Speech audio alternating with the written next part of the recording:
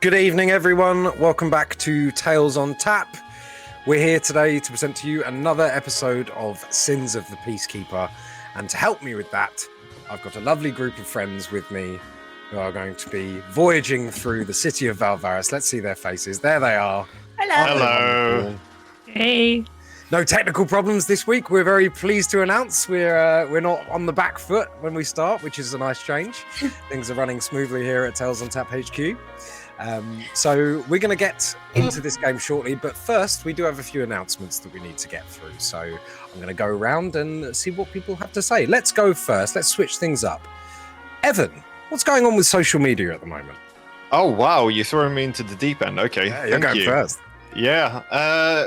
So social media, there's a lot going to come up in the future, but currently we are chugging out as per usual. We are back to our YouTube uploads. We are back to our podcast uploads. All of that you're going to find on social media. And luckily today you didn't have to find out more about technical difficulties or anything else, but keep a lookout because there's going to come some teasers in the future as well. Indeed. And Dan, we're going to be potentially getting into a little bit of trouble this evening. So why don't you tell us about how we will be facilitating that trouble? Yeah, so if you enjoyed watching last week's massacre on a lovely backdrop, then you can head your way over to Tom Carl's Battlemaps, where he does both digital and physical versions of all the wonderful maps and tokens that he creates. You can find things from swamps, deserts, cities, and all the relative people that you would find in those places for your party to butcher or be butchered by. So go to Tom Carl's Battlemaps, find all the links down below, and support people in this space. Indeed. And speaking of sponsors, Natalie, what can you tell us about another one of ours?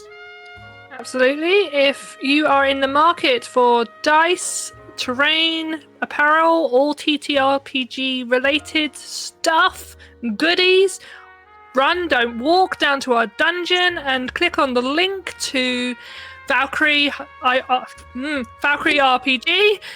Really want to put the hyphen in there every single time. And don't forget to put Tails 10 at checkout and you will get an extra 10% off everything but their subscription boxes because they're already heavily discounted, but they're well worth a checkout anyway. Thank you very much, Natalie. Han, what can you tell us about Awfully Queer Heroes?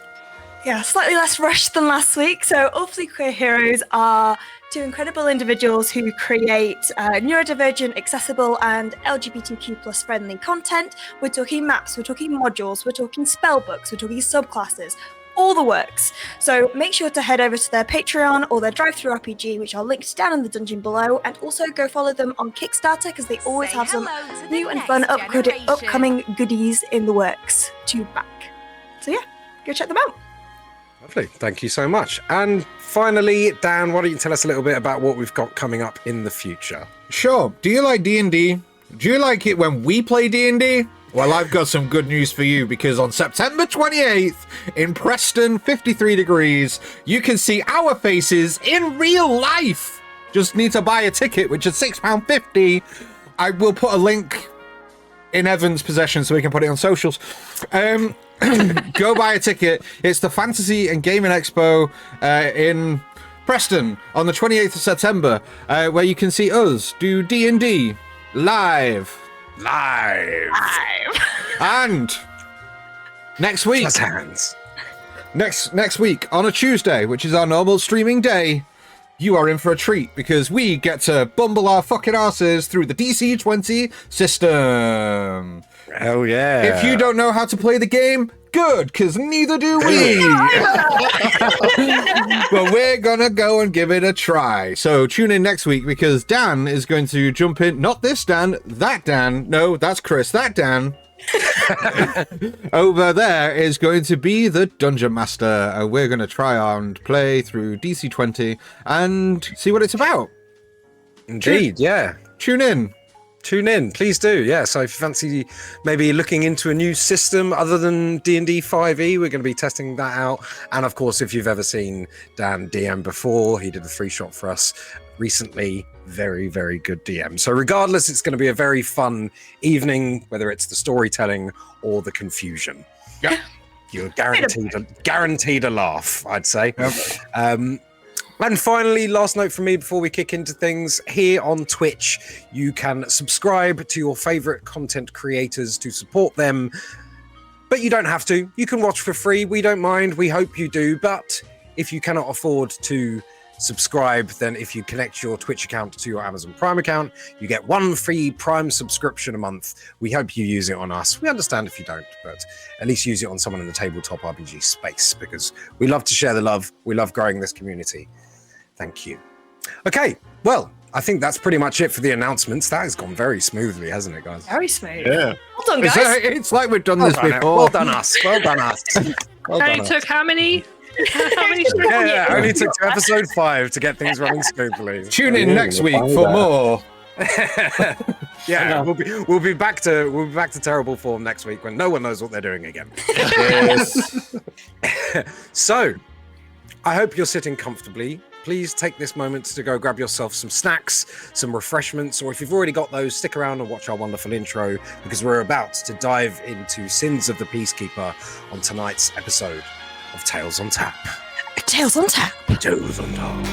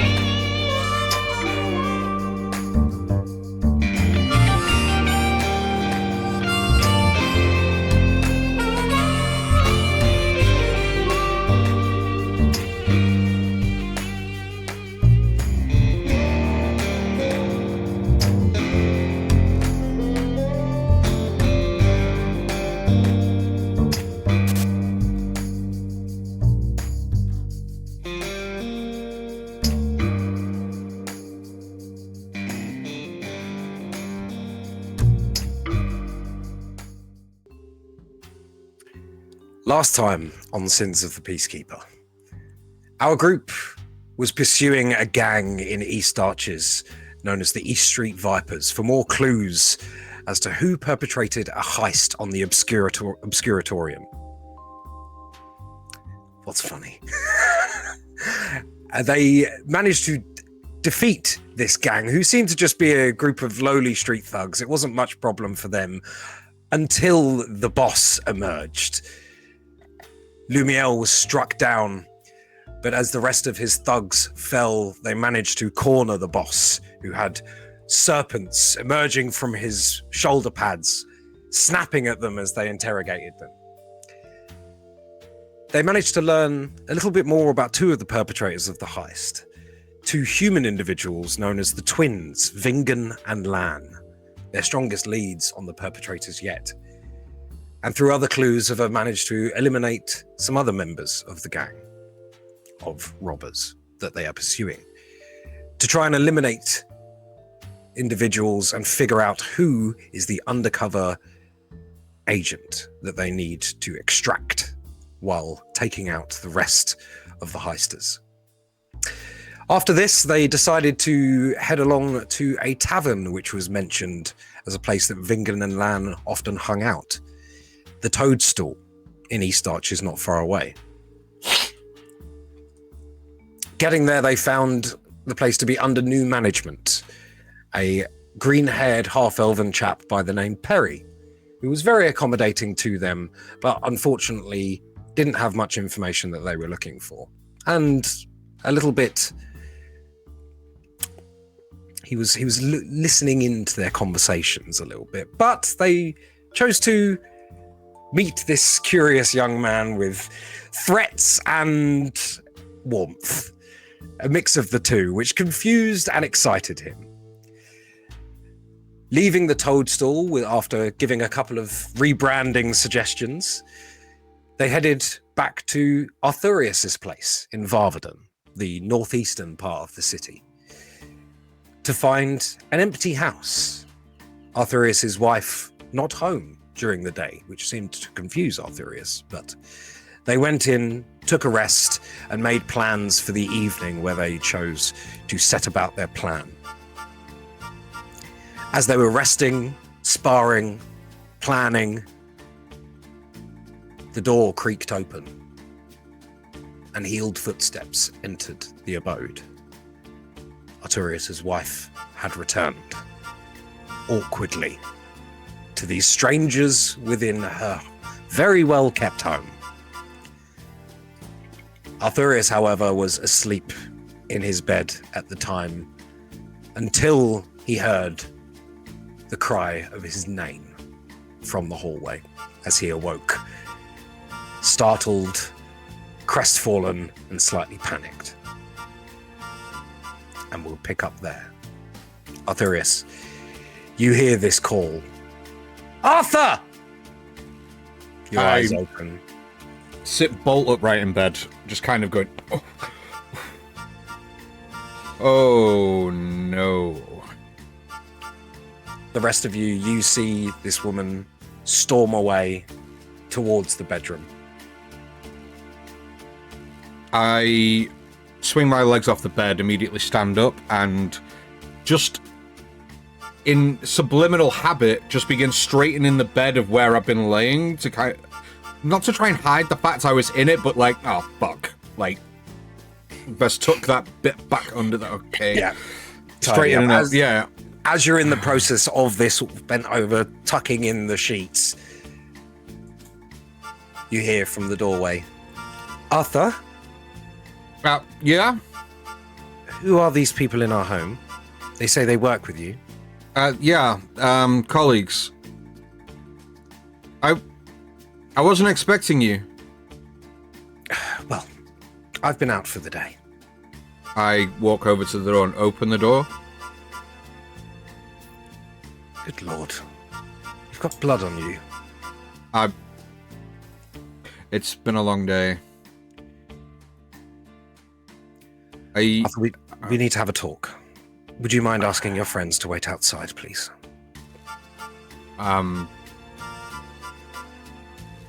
Yeah. And please ask them to clean up after themselves before they go. I'll see to that, don't worry. Sure. One of them was drooling on the upholstery. Oh, which one? The small one. I'll remember that, thank you. And I'll kind of go back down the stairs into the main living room and just kind of like look around and go, guys, I kind of need to have a bit of a conversation with my wife. We need to head out soon anyway. Do you mind just waiting outside for me? I'm gonna step up, tap you on the shoulder, and go, good luck, buddy. I'm okay. Yeah, no, that's fine. And Jats just kind of goes around and quickly makes sure that all of the ornaments and stuff that Gilly had been moving are like back in position, kind of sensing the vibe, and is just like fixing things on his way out. Oh shit, my armor. As you guys like walk past Arthur, he just mouths, "I'm sorry." Gil. Yeah. Go on. You go. Lumia just goes, "Oh no, don't be!" And as she's as soon as you said, "Can you step outside?" she was already making her way outside and sensing the tone. She was like, "No, don't be!" And she is darting. Is he indicating to go out into the garden or out the front? Out the front. Right, yeah. We need to leave soon anyway. I'm like already halfway out the front door with a kind of look on her face. Arts Gil, that's what I'm going to call him, that's his fucking name. Gil was very much just sort of sat staring at what was, I assumed, to be like a lounge table, just sort of like very intently staring towards it for sort of seeing people move as opposed to hearing the noises of things being said to him. And as he gets up, you sort of, as he sort of walks past you, you see a pen telekinetically just sort of come out of one pocket and then start like hovering next to him. And he starts like rummaging around for paper, having very little awareness that you aren't coming or that someone has just walked into the room that wasn't expecting them to be there. And he just kind of like, oh no, okay, I gotta start writing this down. This isn't very... And he just sort of leaves out the front door.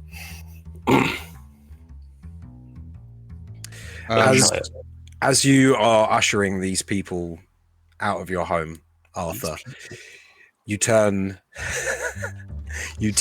back and see that Evelina has already made her way to the kitchen and is sort of standing, palms down on the kitchen surface, kind of looking over some of the crumpled paper that Jack's left there, and kind of just picks up a piece of string and puts it in the bin.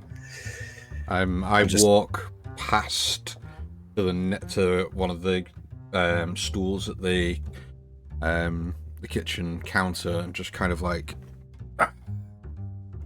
sit on it and just kind of like lean on the table and go. So she leans back against the kitchen island and takes out a cigarette, places it at the end of one of those long stick things, and lights it. I feel like we've been needing to have a talk for quite a long time. Yeah. We've been like skyships in the night recently, passing each other with barely a word other than foghorns blaring at each other. I know.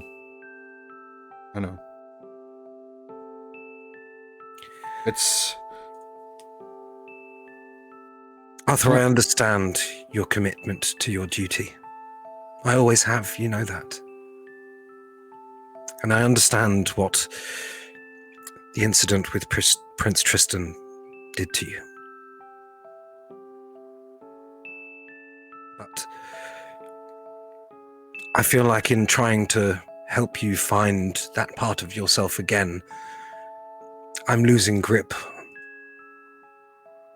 on my own life and my own sense of self. I've not been fair to you, and I think it's fair to say you have not been fair to me either. No. I've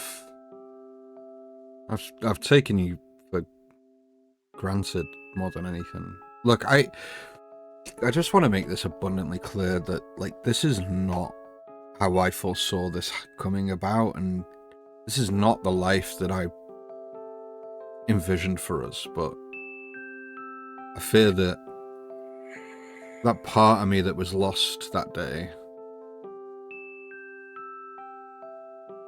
for all intents and purposes, that felt like the largest part of me, and it has felt like the largest part of me for a long time. Like, I'm living with shame, embarrassment, dishonor daily, and I thought that by setting myself the task of finding out what happened, who was behind it, all the rest of it, that it would bring me some closure, some form of justice. She steps towards you and just places one hand on your sort of shoulder, your collar. And there's a hesitation there. There's been very little physical contact between the two of you for a while, especially caring and nurturing contact. Artorius doesn't like recoil from it as such, but as it's placed, just kind of like unnaturally sinks his shoulder back a little bit. Like, yeah, I imagine there's almost a flinch because you've probably received a couple of slaps in the last few months as well. Yeah. So it's almost like a stunted flinch. I kind of place my hand on hers. And I'm sorry, Evangeline. I know I know Prince Calum was like a son to you. Honestly, it made me happy, knowing that that was not something that I was able to provide you. Oh, She feels my chest shake a little bit, and one tear from beneath the bandana just pours down one cheek. but I also hoped that the biggest part of your heart still stayed with me. But hearts are fickle things. I've been speaking with a friend about lots of things, and they've helped me to see things a little clearer. Arthur, I love you. But this is not the life I want for myself. I wish I could support you. I really do. And I have. But these new friends of yours, I don't know what task they have you on now, but I just feel like I don't know you anymore. And I feel like you don't know me. Did you know for the last 3 weeks I've been out every day playing bridge with some ladies in Highcrest? That's right, I've got a hobby. I've got friends. It's the life that you always wanted, and it's not one that I can give you. It's the life that I've been trying to rebuild, but in doing so, it has led me to a realization, Arthur. I've met good people in recent weeks. I've been trying to find myself again, but the part of you that you're looking for in this city, I don't think that part of me can be found here. I want to go home, Arthur. And I realize I cannot ask you to come with me. I understand. And look, So, if that's what you want, I'll arrange it. well, I'm not going to stop you. I think that you're right. And I think the part of me you think I'm looking for, I think I now know that that is something that I'll never find again. But what I need to find is something else. A new purpose, a new life, and look, we've had some good times, but of late they've been sour. Arthurius Coriolanus Montague III. I hate it when you do that. I have never met a man in my life so determined to find what he's looking for and completes the goals he sets for himself. It is what made me love you in the first place. So don't tell yourself that. I believe that you will achieve what you're trying to achieve. If I didn't, I wouldn't have come to this fucking city in the first place. But I no longer wish to be a hindrance. It's not just that I'm going home. Arthur. His head just kind of like lifts. I've already made some arrangements myself. She goes into her pearl-handled purse and pulls out a ribbon-tied scroll. Pulls off the ribbon, unfurls it, puts it on the table, turns it around, and slides it towards you. I place my hand on it and go, "What is this?" These are divorce papers.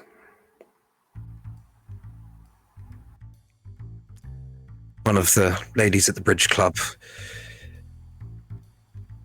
their husband is a member of the judiciary. It's all been approved and cleared with the temples. And this is what you want? Arthur, I do this not to hurt you. I do this to help you. In clear and sound mind, something which has been less common of late. Okay. Now, this is difficult. I understand. But it is what I want.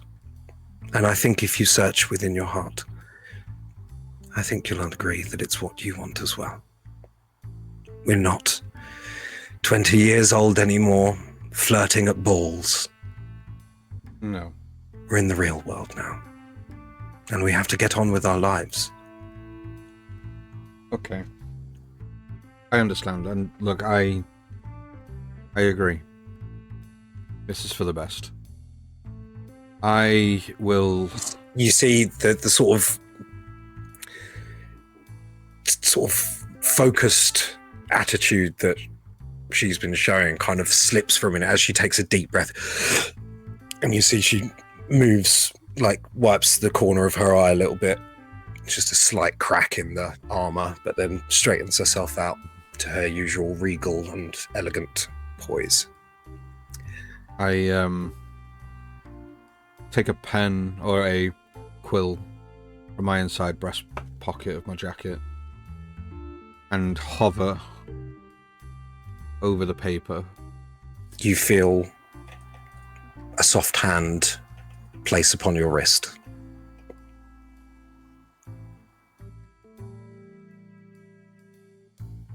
I put the quill down and kind of turn to face Evangelina.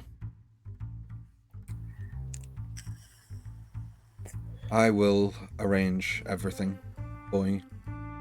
I have contacts to get you and your stuff back home, and somebody who can reach out back home to find you suitable accommodation.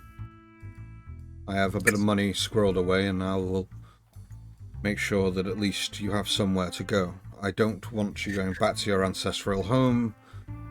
Not after what happened. That's not a place for you now. I've been in correspondence with Father. You feel like you kind of like the temperature of the whole room drops like 3 degrees as he just kind of slumps a little bit like, oh. He's aware of my plans, and he will arrange things for me back in Lucis. Of course he will. But your help with transport would be appreciated. Yeah. Look, I'll have it arranged. And, you know, I do love you in my own way, but it's... And he kind of like takes a deep swallow. It's more honor-bound love now than romantic as it was. We're not kids anymore. Alright, we have grown separate for a good while now, and I think you're right. I think it's best that we both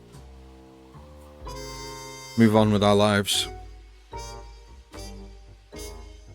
You deserve better than this, and I cannot give you better. Evangelina sort of goes into one of the cupboards, and you know it to be the cupboard where she keeps her wine. She opens it, looks back, and slowly closes the door. I'll need a couple of days to prepare my things. Don't worry about it. I'll have it covered. You won't need to lift a finger. I'll have somebody, if you want here today. We'll have your things packed and I'll have you on the next flight out of here, but a nice flight, not like the one we took here. Gods, you never let me live that flight down. Well, the rats were chewing away at our toenails, if you'll remember correctly, so... We were undercover, Evangelina, okay? It's called a low profile.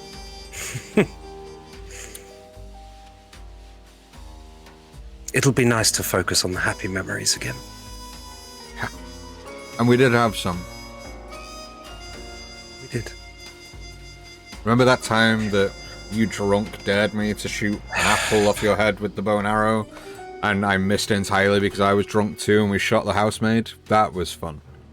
Yes, I'm sure you did find it fun. I had to go through quite a lot of legal procedure to make sure that we weren't very negatively affected by that, but not one of the ones I consider a happy memory.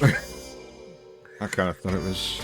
Anyway, and he picks the quill up, takes a look at her, and just kind of like... Okay. Signs the paperwork, rolls it back up, and just hands it to her and goes... I guess this is... Goodbye. I'll go stay with Bernice for this evening. No need. I need to go and make arrangements for you, but you need to be here to let people in. If they can get it moved quick, then I'd never take you out of your home. Sorry. I wish you thought that 8 years ago. Wait, no, it hasn't been that long, has it? It's been like 2 years. Yeah, but you kind of feel Arthur just kind of like put his hand on his chest, like, okay. Yeah. Okay. Well,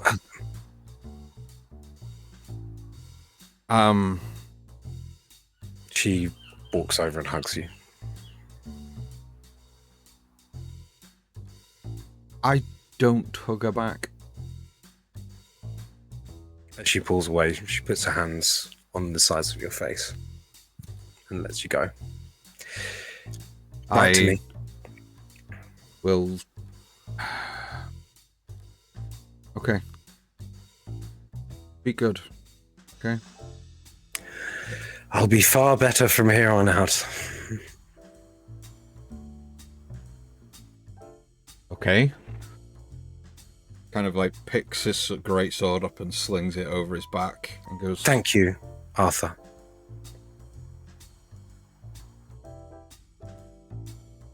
You don't need to thank me.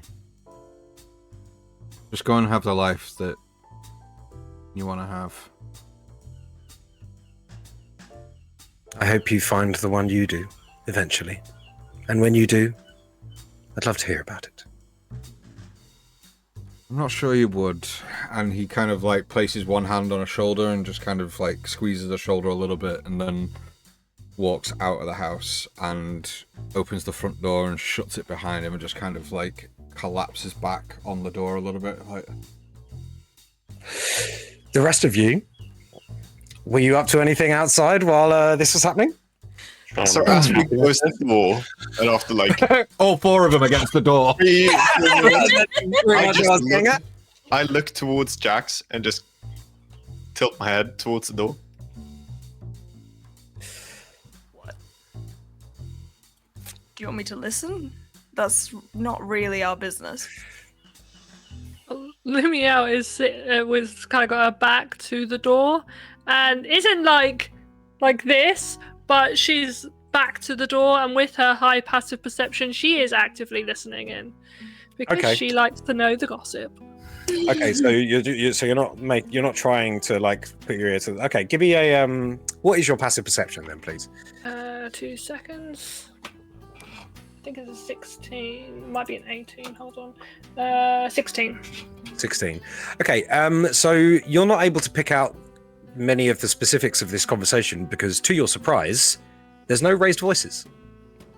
There's no smashing glasses. There's no overturning of tables. There is till I leave. You motherfucker! There is the murmur of calm conversation, but you're not really able to pick out specifics because it's a very thick and heavy door. Big motherfucker. Would I hear footsteps approaching the door? Towards the end, you do start to hear the heavy footfalls of Arthur, and you hear the clank of his greatsword going into its hook. Yeah. As soon as I hear that, I sort of like sidestep, so I'm resting along the wall rather than the door to make it less obvious that I've been listening in. But yeah. Okay. And you all see Arthurius, unless there's anything else anyone wanted to do. Gil? Now I remember what happiness is, and I can stop focusing on the divorce I just watched. Pain. Yeah, so the second Artemis walked out the door, he would have beeline just for the nearest flat surface he could find, pen still in the air, not really focusing on anything, but you can hear the same sort of murmuring, jittering, kind of just nonsensical ramblings that sort of just come with his unsureness of what he's about to do. Finding anything close to just a wall or a table or like some nice patio furniture, I don't know, they seem to have that kind of stuff here. He's just going to start pulling out sheets of parchment and just holding them flat with his hands. The invisible mage hand, because you cannot see it because he's telepathic, so I can make it invisible. Mm-hmm. You just see the pen in sort of like black ink illustrations. So it's not highly detailed, but it's just sort of visions of what he has seen. You just see him like rapidly sort of drawing out this staircase within like a small figure of what looks like him on it. He like flips one piece of paper away, puts another one straight in front of him, and then it's the fortress with all the spikes under it, and he flicks that one away, and then it's the second one, and it's the next one of the beautiful woman in the shroud and this sort of ethereal figure. And as he keeps going, it's sort of like the chattering keeps getting like faster and faster as he's doing this.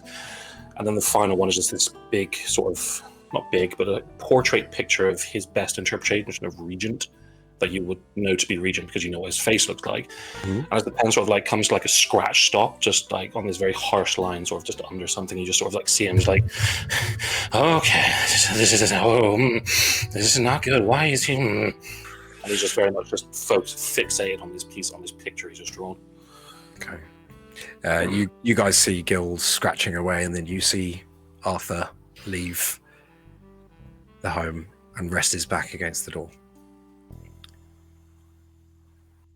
Right, all good.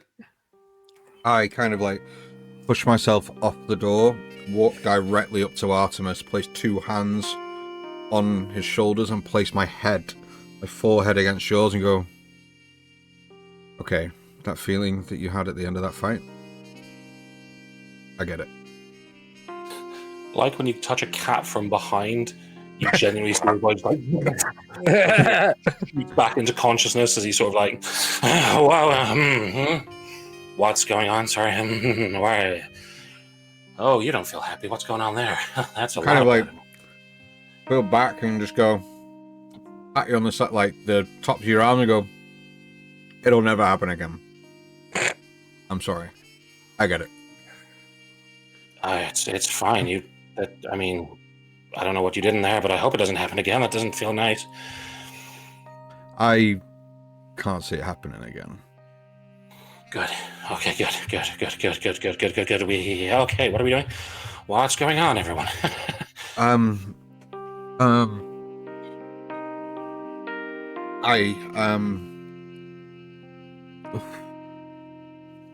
Do you need a moment? Maybe a few. Oh, right.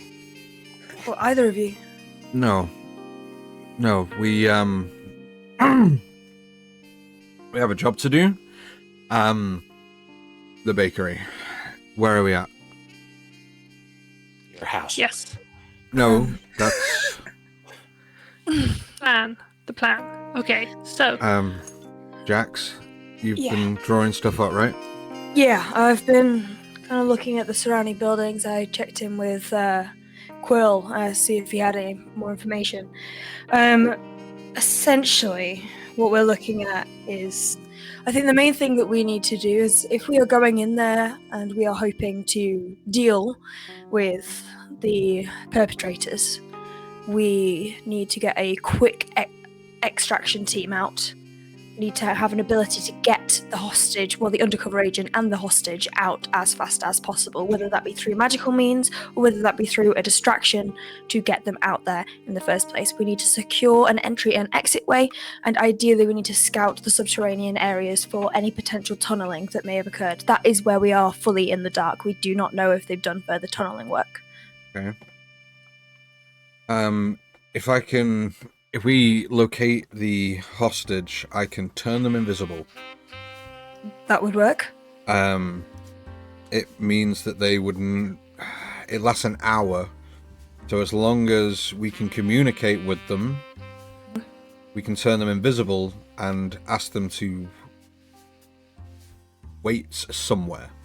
Okay, By the door, wherever. But that is my coup de grace, so to speak. Gilly, your telepathic connection that you can do. Do you have to be able to see the individual who you are communicating with? I think it would help. It's difficult to find the right mind when I'm searching through a bunch, so if I know who I'm looking for, it helps to know the specific person or their voice, things like that, so I can lock onto them specifically. Yeah. I can do this. Well, I can't do as much as he can, but I can talk to people in their brains. I just need to know roughly where they are, but I don't need to see them. Okay. Fab. That's great. So that would work for the hostage, who is likely going to be the most vulnerable individual here.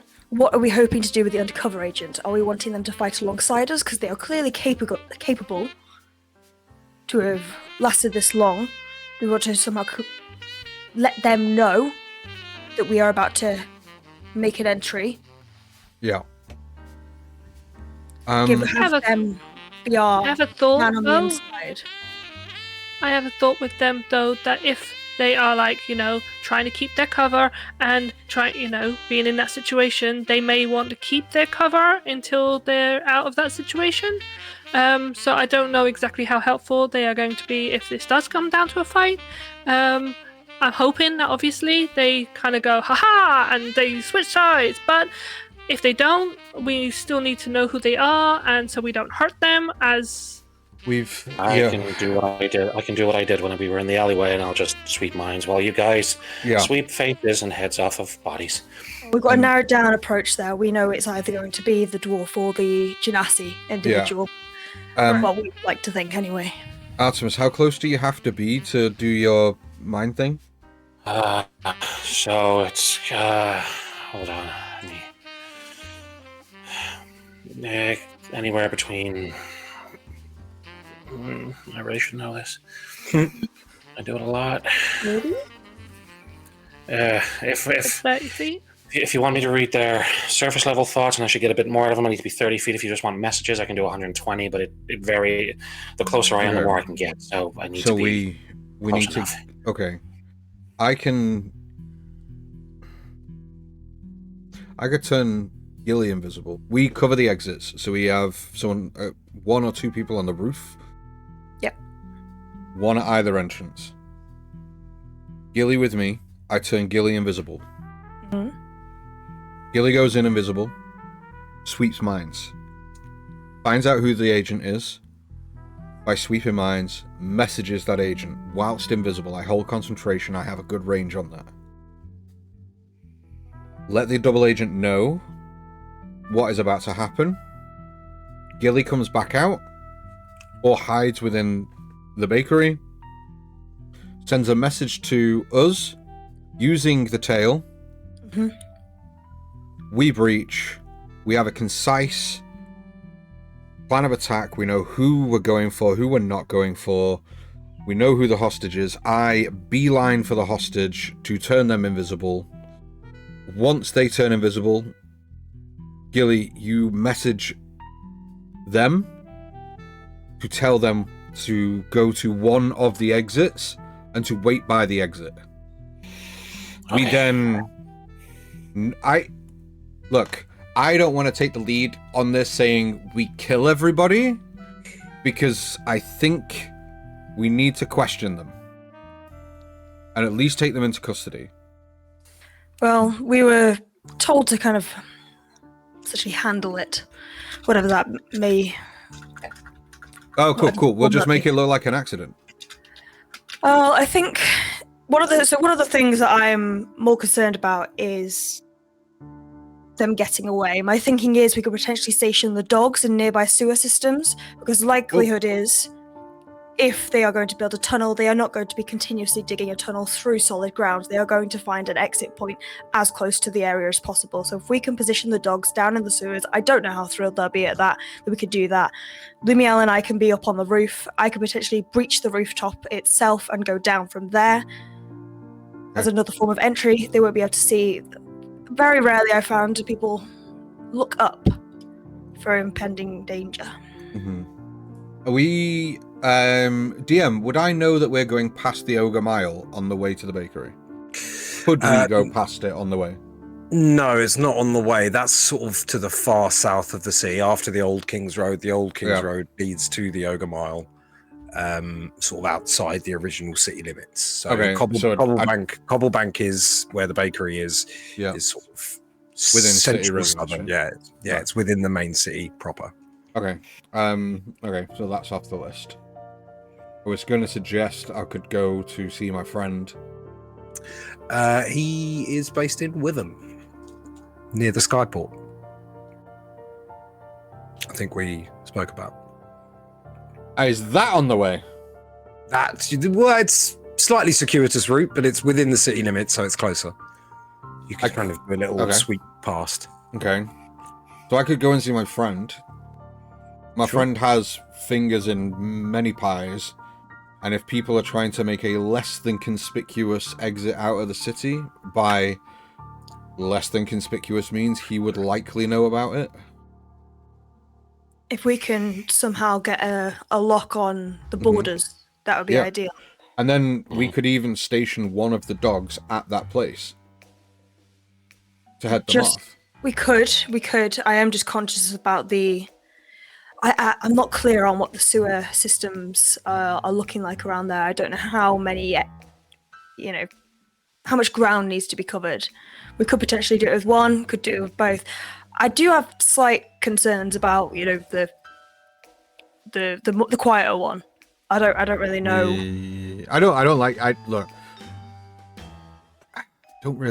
I know we should be using our assets essentially, but if we can handle this on our own, I would be much more comfortable just handling it on our own. But maybe can Quill, did you ask Quill for the maps of the sewer systems if they haven't? 1 second. Did I do that? I don't know. As for the area, I don't think I did the sewers. He was able to provide you with a blueprint map of the bakery itself. Okay. Yeah. Did we entrance, exits, and windows, stuff like that? I don't think I've got the sewers. But no. Well, look, we could position the. Let's go see my friend. Let's see if there's any obvious place that they would make a run for it. Mm-hmm.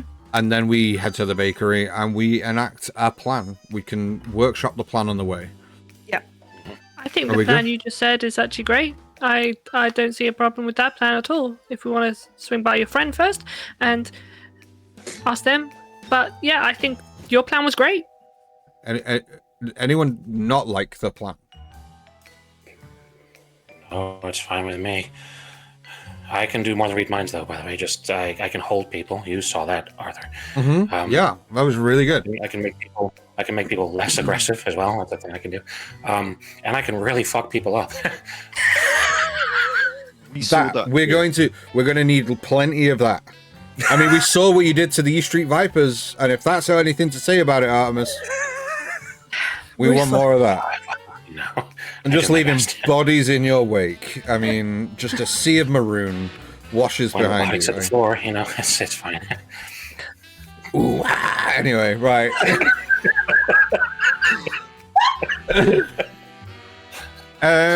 Right. Well, let's Ogre Mile then. Let's go and see. Nope. Eyes. With them. No, with them.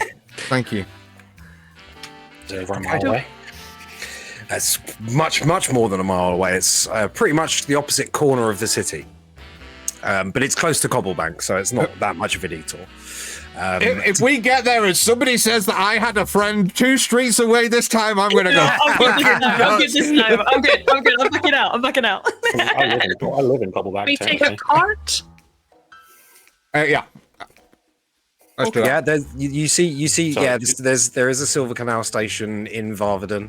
There is that option. That would probably be the quickest. It's just a straight loop around the city, so it'd get you to Wyvern fairly quickly. Or you could take a cart, which would take you through a few other districts. It would take a bit longer, but it'd be cheaper.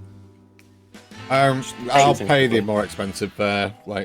Yeah. Okay. So it's 2 silver each. So it's 1 gold for you all to ride the Silver Canal. So I'll deduct 5 gold. Oh, we've lost Natalie. So it's 1 gold for all of us. 1 gold for all of you. Sorry. Yeah. Okay. Just 2 things quickly. So obviously, Armus collects up all his papers and puts them away very rapidly from what everyone's seen. As we're leaving, are there any nice garden ornaments? They're like small ones, like just little things in plant pots, things like that. Arthurius's home is very. It's not very tatty. You know, it's very well maintained and quite clean and neat. But there are a few other houses along this street which are a little bit more cottagey vibes. There's a few like little porcelain ornaments of toads sitting on big mushrooms. There's a few of those sort of, those spinny things that look like a kind of optical illusion when the wind blows them. There's lots of that kind of sort of crap. All right, well, in a few of the other gardens. As we navigate, using my telekinetic mage hand, I'm just going to steal one of Arthur's garden ornaments, just one of the smallest ones, and just pocket it. Just like a small toad, maybe like a snail or whatever, something just in the pocket and he's taking it. And then, we carry on. I just want to take some things else. Okay, fair enough. Are you trying to do this, or are you doing this obviously, or are you trying to be sneaky about this? I mean, he's at the back of the group, so depending on how everyone's walking, it's very much a case of he's going to close the gate and just look over and go, that's nice. Take it, put it in his pocket. No, magpie. Yeah, let me get a sleight of hand from you, please. Okay. Oh, God, I spent so much time living down not rolling until I makes it weird to do that again. Hint for next week. Sleight of hand. Oh, for God's sake. Dirty 20. Nice. 20. Okay, yeah. So you are able to sort of, you send your mage hand out, and it picks up this little ornament from one of... so Arthur's garden doesn't really have many ornaments in it, but on one of the neighbouring yards does have like a little ornament of, as I said, a little frog with a fishing pole sitting on top of sort of a Flyargeric classic mushroom. And there you sort of... And you send your mage hand over it, the mage hand picks it up and sort of whips it, and it drops into your pocket. You kind of extend your pocket with your thumb, and the mage hand just kind of like, whoop, like whips it in. And then with a little skip, and he just. Oh my God, I love that. I love that. That was so good. You guys, Is it outside right now, DM? it's night time. Night has fallen. Dawn is past. Dusk is past. The street lamps are lit.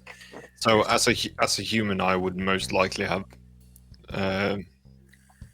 for game mechanics a disadvantage.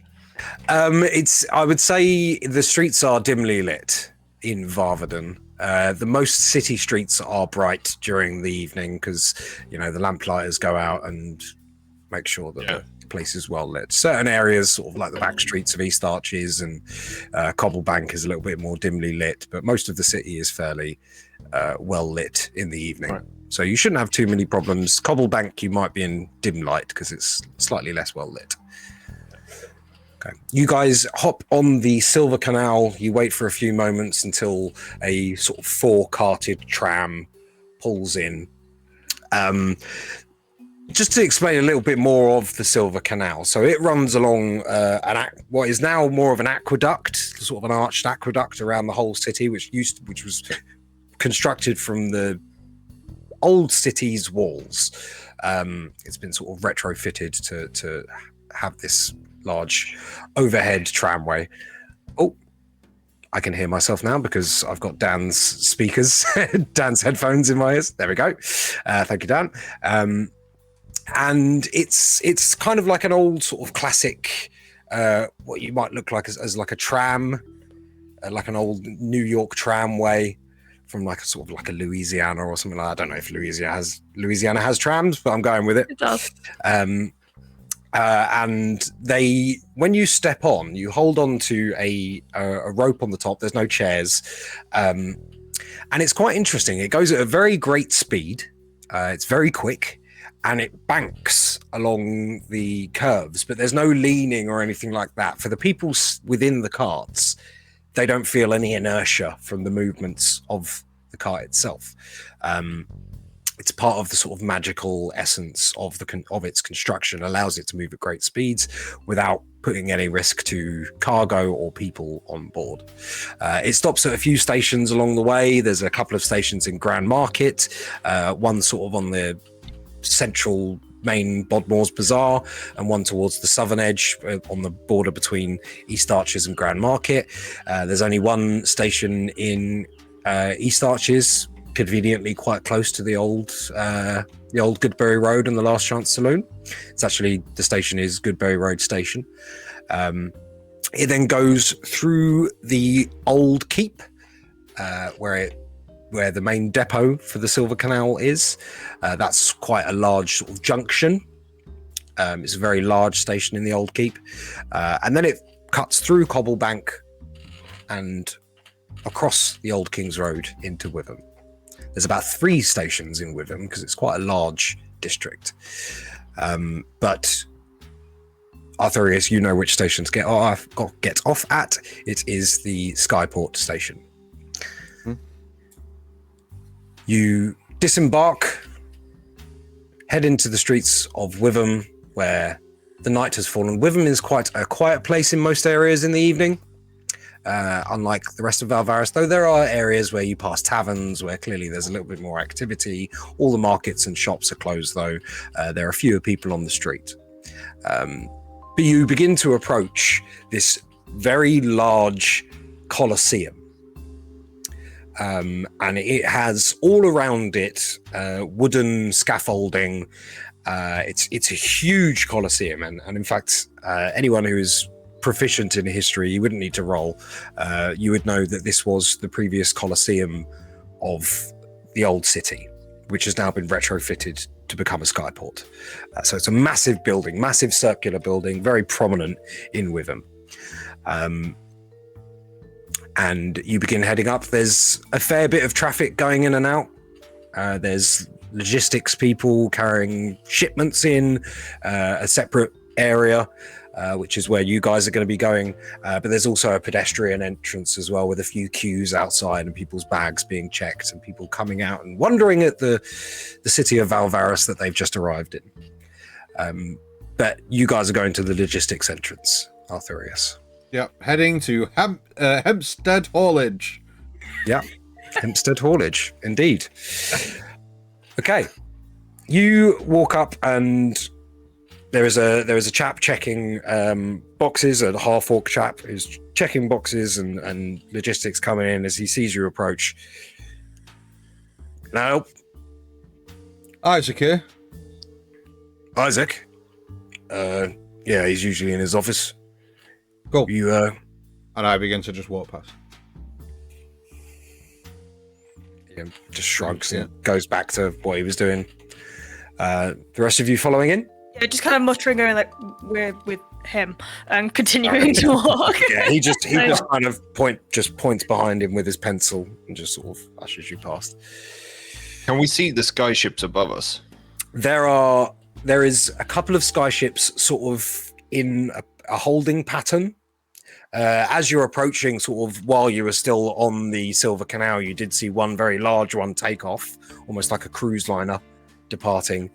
And there's also some small freighters, like they look almost like sky barges that are much more lower altitude and sort of transporting goods from one side of the large Colosseum-like building to another, and sort of some tug barges as well. There's a lot of activity in the sky around this thing. There seems to be at least sort of 4 terminals where ships can depart and arrive from. So it's a busy place. Skyport. Arthurius, you head in, as you have done many, many times before. A foreman does come up. He says, Hey! What are you doing walking around in here? Well, last I checked, anything that needs to move in and out of this port needs to go through Hempstead haulages, right? Ah, you're with old Isaac, are you? I mean, I wouldn't call him old, but yeah. Not to his face. Well, all of you? Yeah. All of us. If you wouldn't mind waiting, he points to a gaffer-taped line that's written along the floor. If you wouldn't mind sticking to the lines, we don't want you to get crushed by any carts. Health and safety is a very important thing here. We've had a few accidents in the last month, and he points to a board that says days since last accident. It's on 3. Yeah. I immediately point to the ground where there is no line and just go, sure, the line. And just begin to walk. Can one of you take his arm or something? Armus is already hugging the wall, just like, okay, there's a lot going on here. I don't want to deal with the paperwork. And he Fine. walks off and starts shouting at another group of people who are sort of awkwardly moving a very large box in tandem with each other. You guys walk further in, and this is a very much a sort of warehousey kind of space. There's people pushing along carts. There's smaller tramways running along small lines, sort of single lines where people are moving goods. There's various customs officers going around looking at shipments. Lumiel, you spot what you clearly identify as a couple of ACR agents. Okay. Looking over but their backs are to you, and they're looking over a shipment with one of the other foremans as they're sort of bringing stuff out, and they're running over a wand over it, which you recognize to be like a sort of wand of detect magic. Like kind of doing the sort of beep, beep, beep, beep, beep, beep, beep, beep, beep, beep, beep, over this thing with this wand of detect magic. It's drugs. It's definitely drugs. But yeah, so you see a couple of ACR agents. You two have been in this sort of area before when you've been on cases to do with arcane contraband. You approach this area towards the back, which is a second floor sort of mezzanine office with a wrought iron staircase leading up to it and along a little walkway towards the door. It appears to be oil lamp lit within. You see the sort of flickering through these very murky, dirty windows. And on the door, it says in gold Times New Roman text, Hempstead Shipping. Couldn't afford a better text. As we get to the bottom of the stairs, I just kind of turn to everyone and go, be careful what you're saying here. Ice has a habit of picking up on half sentences. Do you want us to wait outside? It's up to you. I don't mind. He's a nice guy, really. Bit green around the gills for me at some points, but I mean, he's your friend. If he's going to be more comfortable with just you in there, we can all wait outside. I mean, I don't mind, man. I don't mind. I'm coming in. Let's do this. Oh, wait here. It's fine. I don't want him to pick up on my half sentences. That's all I speak in. I'll wait with Gil. Just so Alright. he's not panicking on his own. All right. Cool. We won't be long. Time. And I begin to walk up the stairs. Cool. And who's joining, sorry? Is it just you? Oh, I was I'm reading going. Jackson Marcus is going. Jackson Marcus are going. Sorry. Um, I was reading. As we get towards the door, I just kind of like turn a little bit towards Jackson and go, if he has to see your gun, just kind of show it in your hand. Don't hand him the gun. I only did that with Quill just because I was trying to get him to shut up. I don't actually go around. I that may well be, but he's a bit excitable. So that was a terrible idea, showing Quill a gun. I kind of like that In idea. I mean, retrospect, I think he should have a gun. Okay, let's pick that We'll up talk later. about I'm that not later. sure about Yeah. that one. No. I will not give this guy my firearms. Don't worry. Okay, good. And I kind of like, I don't even knock. I just open the door and walk in. you walk in to see a fairly young-looking human sitting with his back to the door behind a desk with his legs up crossed on a large globe, which is open and contains a bar. And he's got his sort of feet up on it, and he's talking into one of those old style phones where you hold the thing to your ear and hold the microphone thing on a stick. It's like, I don't give a shit. Just get him over here. I've told those people down there 100 times. Come on. I got company. Well, fuck me. If it ain't the Reaper. Don't call. How you doing, Arthur? Yeah. You know me, Days come always and go, busy. huh? Always busy, always something to do, always problems to solve. Well, yeah, that's why I came to see you, actually. I thought it might be. I always have problems when you walk through my door. Look, I've brought you solutions before now. You never seem to mention them. Hey, you scratch my back, I scratch yours, huh? Yeah. What do you need? Look, I'm working on something at the minute, and you might have heard about what happened at the Obscuratorium a couple of days ago. Oh, yeah, nasty business that. Yeah, well, You wouldn't have nothing to do with that, would you? look, I'm trying to find the guys who were responsible. I'm just on cleanup, man. Just on cleanup, trying to find them myself.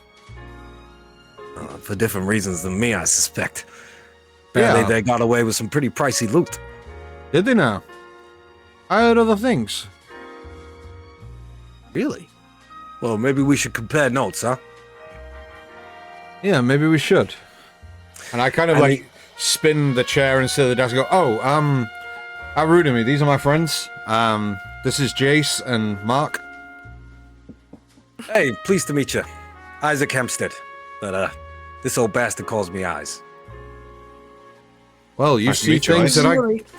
you see things I can't, so, you know. God knows you need some. Yeah. Look, Marcus we've- chuckles. He stands up and you get a better look of him. This is quite a dimly lit office, and it's full of, stacks of papers that as you glance them, it just look like shipping forms and, delivery notes and things like that. Inventories, lots of stuff like that. He's got a couple of ledgers on his desk and a small lamp with sort of a green glass shade on the lamp on his desk, and obviously this old style sort of hook-on phone. There is only one chair opposite his desk, and there's like a coat. What are those things called? My mind's gone blank. Coat stand. Yeah, a coat and a hat stand with like a little trilby on it and a long black woolen coat. But he's standing there, and you see him. He's I wouldn't say portly. He's just quite a sort of average build, fairly thick in the forearms. He's got a bit of stubble to his face, and a sort of wave of brown hair that sort of gets a bit greasy towards the end and comes down over one side, sweeps over. But he's fairly average looking chap, but quite a gruff, tough, serious looking dude, despite his young age. He stands up to shake both of your hands. Pleasure to meet you, fellas. Pleasure to meet you, Mark and Jace. Yeah. Nice to meet you too. I'll remember that. I always remember faces and I always remember names. So what So do you cannot do? be said about Ice? me. I am the proprietor and director of Hempstead Shipping, and that is all. Isn't that right, Arthur? Yeah. Yeah. That's all he is. Just a rather industrious young man. Hey, look, so here's what we know, alright? There was a group of folks that done over the Obscuratorium, made their way through the city. From what I know, they may have some innocent lives at stake here. So, look, We're not going to play that game where you pretend to not know as much as you actually do, and I have to prize the information out of you, and I have to do you a favor. Let's cut to the chase. What do you want, and what do you know? Oh, but I've had such a long day, and I've not got to have any fun yet. I always like our little talks, our little haggles. All right. Let's make it quick, then. What do you know? Well, I don't know nothing about these people. Oh. Maybe if you can tell me a little bit something more about them, it's something might shake loose. Oh, eyes. But, okay. Well, my arm is well and truly up my back. So here's the 411, right? There's 5 individuals. We've narrowed it down to multiple races. Hmm? Word is that one's a gnome, there might be a human involved. Not so sure on the details of the hostage or the innocent life at risk, but look, they've gone somewhere in Cobblebank, I believe, a bakery or something. We're on our way there now, but word on the street is that they're probably not looking to stick around long, and if anyone's looking to make a quick getaway out of the city through less than legal means, you'd be the one to know. 5 people, you say, huh? And you had a human, you say a gnome? I believe so, yeah. Unsure of the others. You sure you're unsure? Make me a deception check. It's not bad. 13 on the die. Come on. Got 15 insight. His eyes. 17. Okay. I have a +4 in deception. Nice. 17. Well, it's not a lot to go on, to be honest with you. I mean, I get people coming to me all the time for ways out of the city. You know that. But, Well, let's say that I knew the specific time that they were looking to leave. Would that narrow it down a little bit? it might. But I've not had a gnome come to me. I get humans coming there all the time, but we're, What about Pretty confident. twins? Sure, you'd remember them. I'm sure I would too. I never forget a face, especially one I see twice. But nothing's shaking loose. Look, you quite clearly know something. Especially about what they got away with.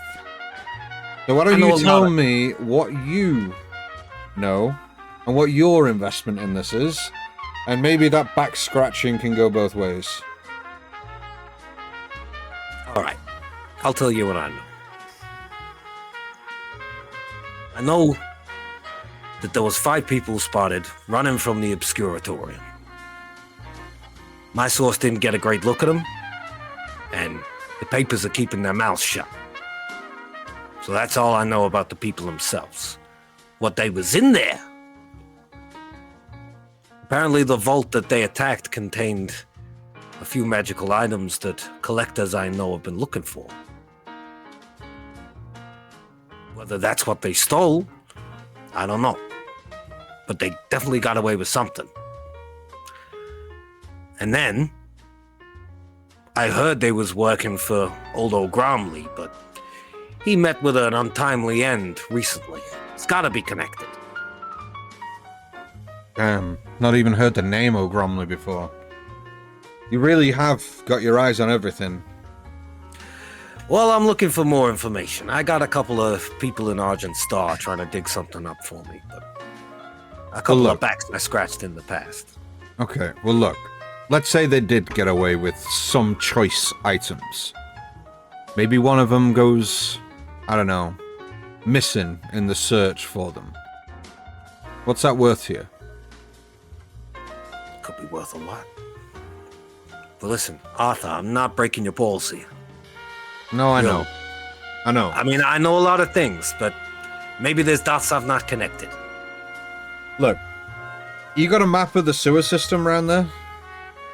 Round where? Round Cobblebank? Yeah. I You stick know to that I the pe- stick to the skies. Nobody Nobody's bought like a passage out of here over the next 24 hours that needed to be low key. You hitched them up with a couple of tickets, or even in a freight, in a. I mean, geez, I've had people coming in here asking me for ways out of the city almost every week.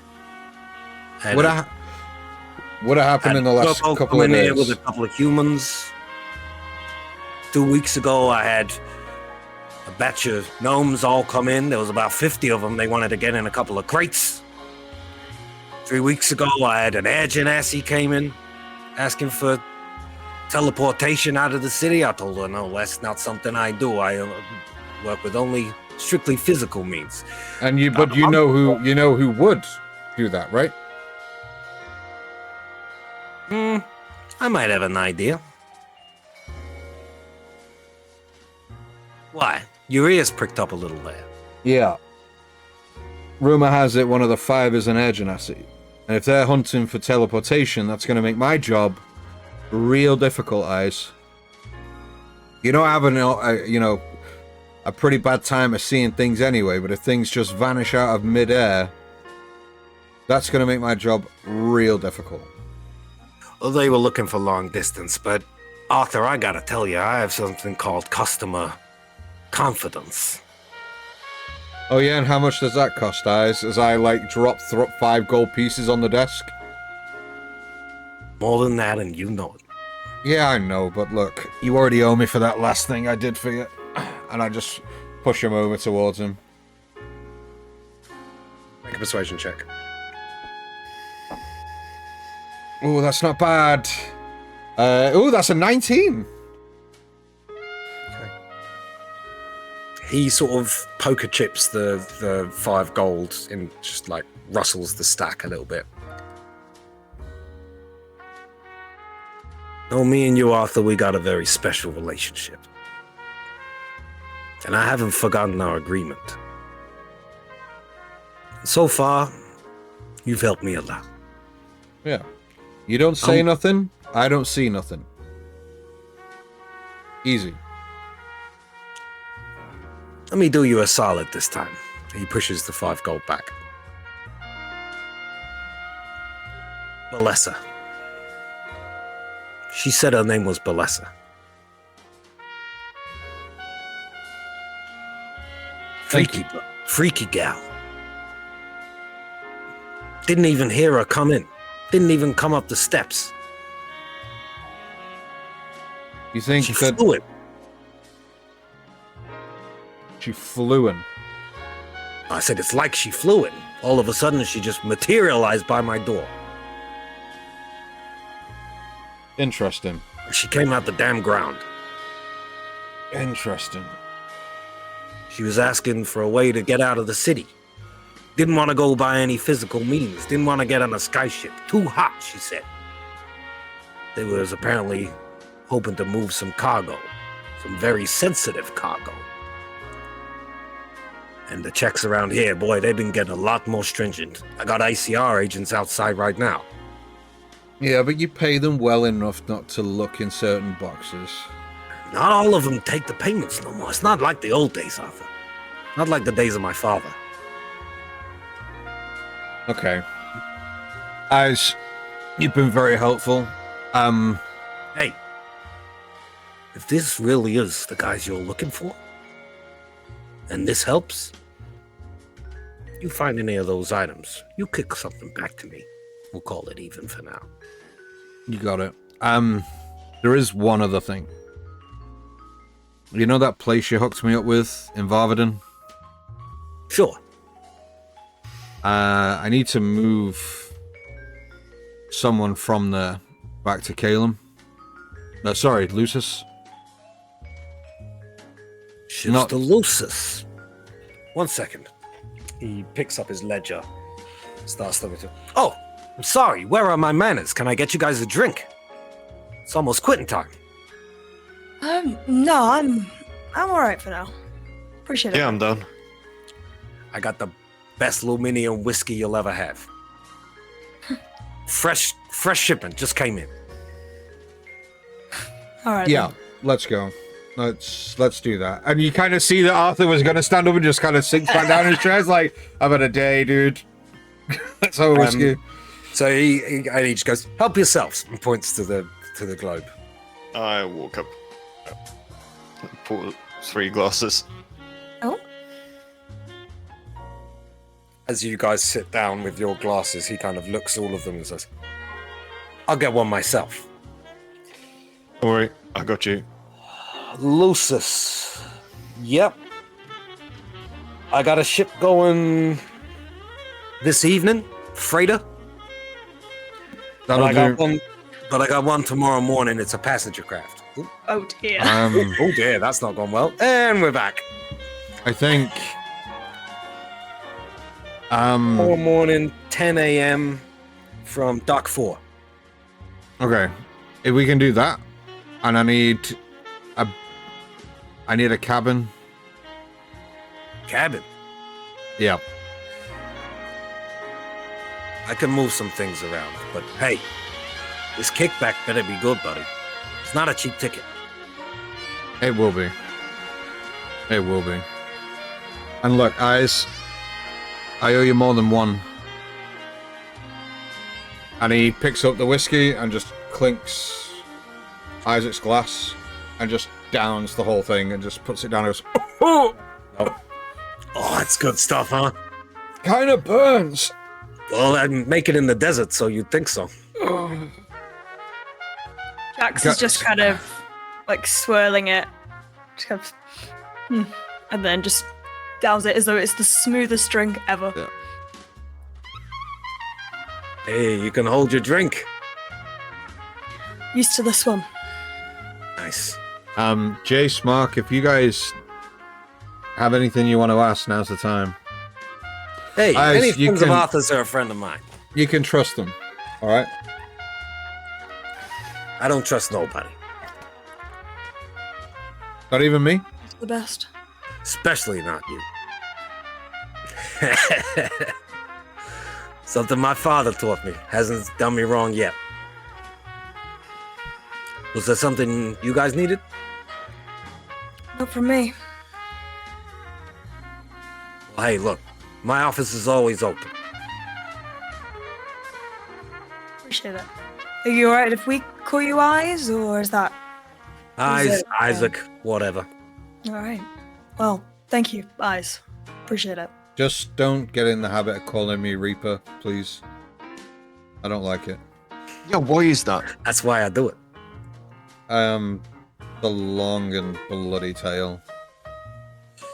Oh, I seems to have ears and eyes everywhere. Why Took Reaper? me, took me a while to get out of him, and a lot more glasses of this stuff.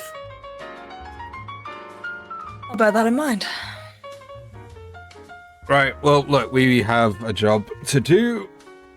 Ice, it's always a pleasure. Dock 4, 10 a.m.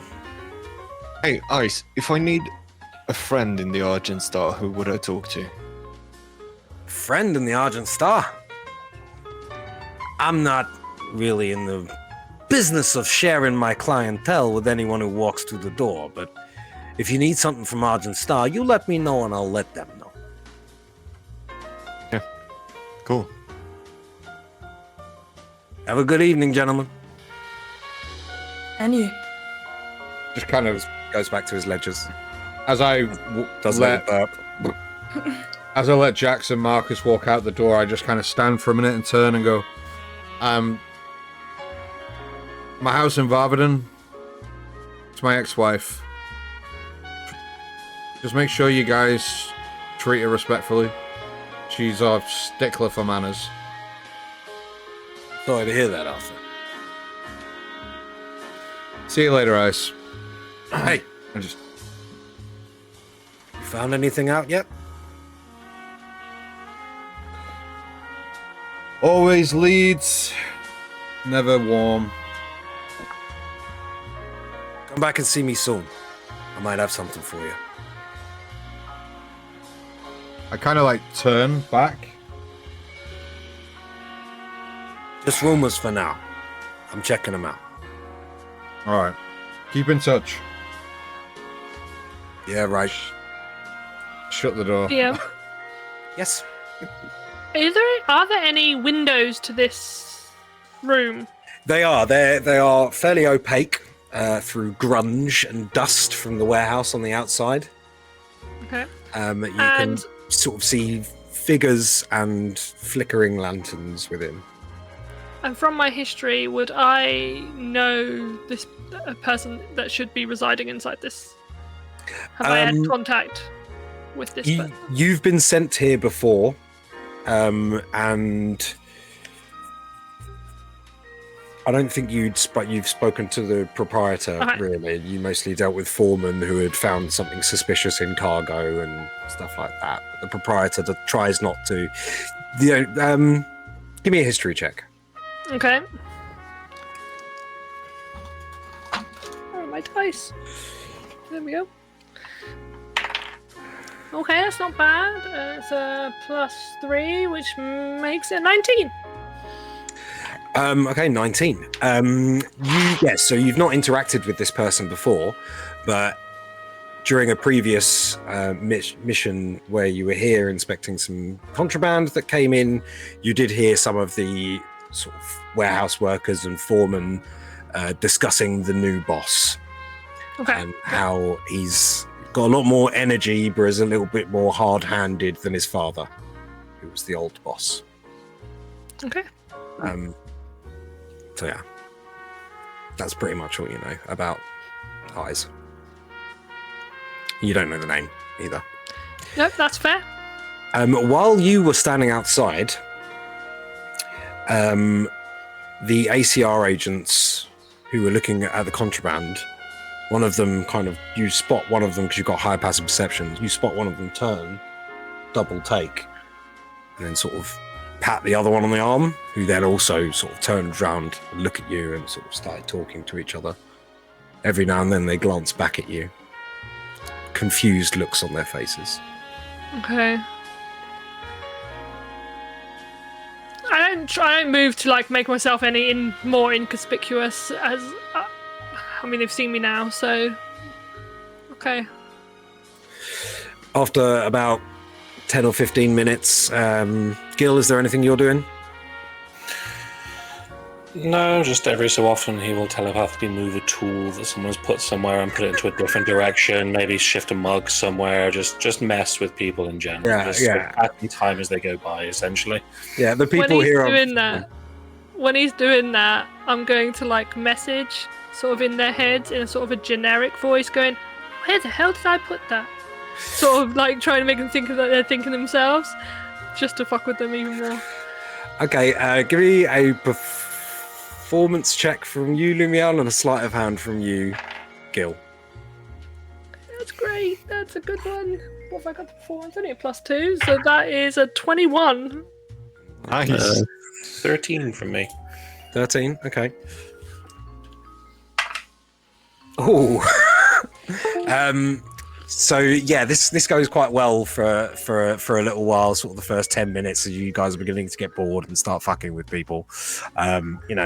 Someone sort of trips over a tool at one point. It's like, who's leaving their stuff around? Health and safety, remember. As the sort of this minor din of chaos begins to sort of seep through the warehouse, one of the foremen is looking around for the problem and spots you waving a hand.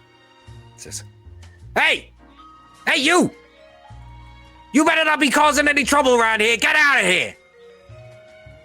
I'm just dancing to the music of life. What are you talking about? It's just my hand movement. If you ain't got any business, it's not safe for you to be on the floor. Kick rocks, kid. We'll be going soon. We're just waiting on someone.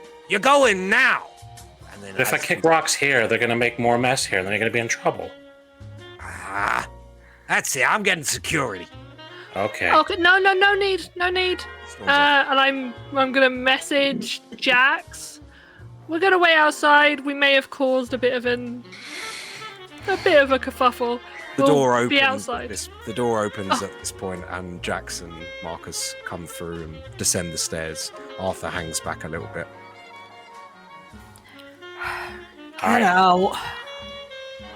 We'll kind of shrink a little bit and follow them out. Arthur eventually follows along. You Kind of guys leave. catching up to them. I just gonna be 10 minutes. We were in there for 10 minutes. God, Oh, Lord. yeah, there's people around. What are you supposed to do? Yes. So, but you got. You know what? It doesn't matter. I'm not gonna Well, sit apparently it does. Apparently it does, because you want to say something, so say it. No, What's no, all no, that? no, no, no, no. Listen, you guys do what you want to do. It's just, if this is a connection of Arthur's who is actually proving quite useful, we might want to keep it. I don't know we're connected. They watched us walk in here together. Oh, you're back. Well, I can just not come back next time. It's No, fine. They know you, not me. No, Just that's not. Look, I'm just trying to calm my mind before we go do what we gotta do, I okay? need It's to just get you like something to fiddle with instead. These ones. I want these ones out of here. You. I immediately turn about and start walking in the direction of that voice. Get these out of. Excuse me, sir. I'm dealing with a situation here. If you Yeah. don't mind. You have just encountered the situation. I'm gonna need you all to leave the premises. We will, in good time. I believe that you've just spoken to my friends in rather a rude tone, and I will have you apologize. You not know who these people are? I don't know who any of you are, apart from troublemakers on my floor. Oh, Health and safety is a very important thing here. So, the Academy graduates of the Crown's Guard, who are sworn protectors of the rulers of this city, soon to undergo their oath and pledge allegiance to this city to protect it and its people, and you speak to them in that manner? I should have your tongue for this! Give me an intimidation check. Oh, that's good. Yay. That is a 23. Oh, Well, Yeah, it's the noise you'll be making once I rip your tongue from your mouth and slap you around the face with it. Now, I would suggest you turn around, you put your security guards back in their box, and go about your day, sir. Good day to you. He turns And he to his just security turns. guards. He turns to his security guards. I got this from here, boys. He looks over to Artemis. My apologies. I did not realize you were here on official Crown's business. Please complete your business here. You and move complete along. your business. And I'll just kind of like turn with a bit of a sass. That's what I'm trying to do. Jax literally just goes and then walks out. Sort of grumbling, Period. turns round, goes back to shouting at his employees. As I kind of like walk to greet, like catch up the rest of the group, you'll hear me mumbling going, nobody speaks to my friends like that. Okay, you guys head back out onto the dark streets of Valvaris, the illuminated dark streets of Valvaris. There is a slight drizzle pouring in the air, the sound of carts and people rushing to their destinations, luggage being carried into the terminal. But you guys are free to go on to your next destination. Where would you like to go? Right, so What- we found out that most likely the Agenasi is with them. And Yeah. we'll lose the dwarf, right? Focus on the dwarf, but the Air Genasi is they may have. He was undercover. We've got to bear in mind that they may have recruited them to do their own thing. So, Air Genasi is still on the cards, but the dwarf is looking the most likely. So, Gilly, if that can be your focus, are we heading to the bakery now? No time like Yeah. the present, right? Unless anybody wants anything else to do. No, not really, no. Did you find somewhere Oh. to send the dogs? Or are we going to I leave them think- out of this? Well, I'll let Jax take the lead on that. Fortress, Yes, Agent. we are going to make our approach to the bakery. Very well. Is there any Bakery- support we can lend you? Thinking potentially might be worthwhile having the dogs located in the sewers around the building, just in case they decide to tunnel through into the sewage systems for escape that way. We'll have the skies and the ground covered, but we could do with sight on the subterranean exits. Understood.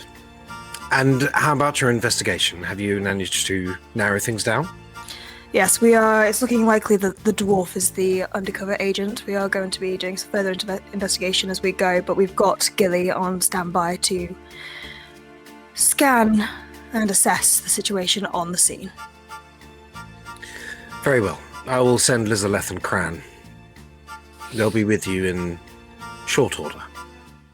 Perfect. All right. I think we will check in when we're about to infiltrate, but we'll all be on the Tails link, so you'll likely be able to overhear what's going on anyway. Very well. I shall monitor the airwaves. Good luck, agents. All right. Bye, Mom. Has anybody else got theirs on? Nope. No, you're the only one that has it on at the moment. Cool. So, what news? Anything? Well, no news. They're gonna send Lizaleth and Cran to the sewers. I just think it might be better just to have them on standby just in case.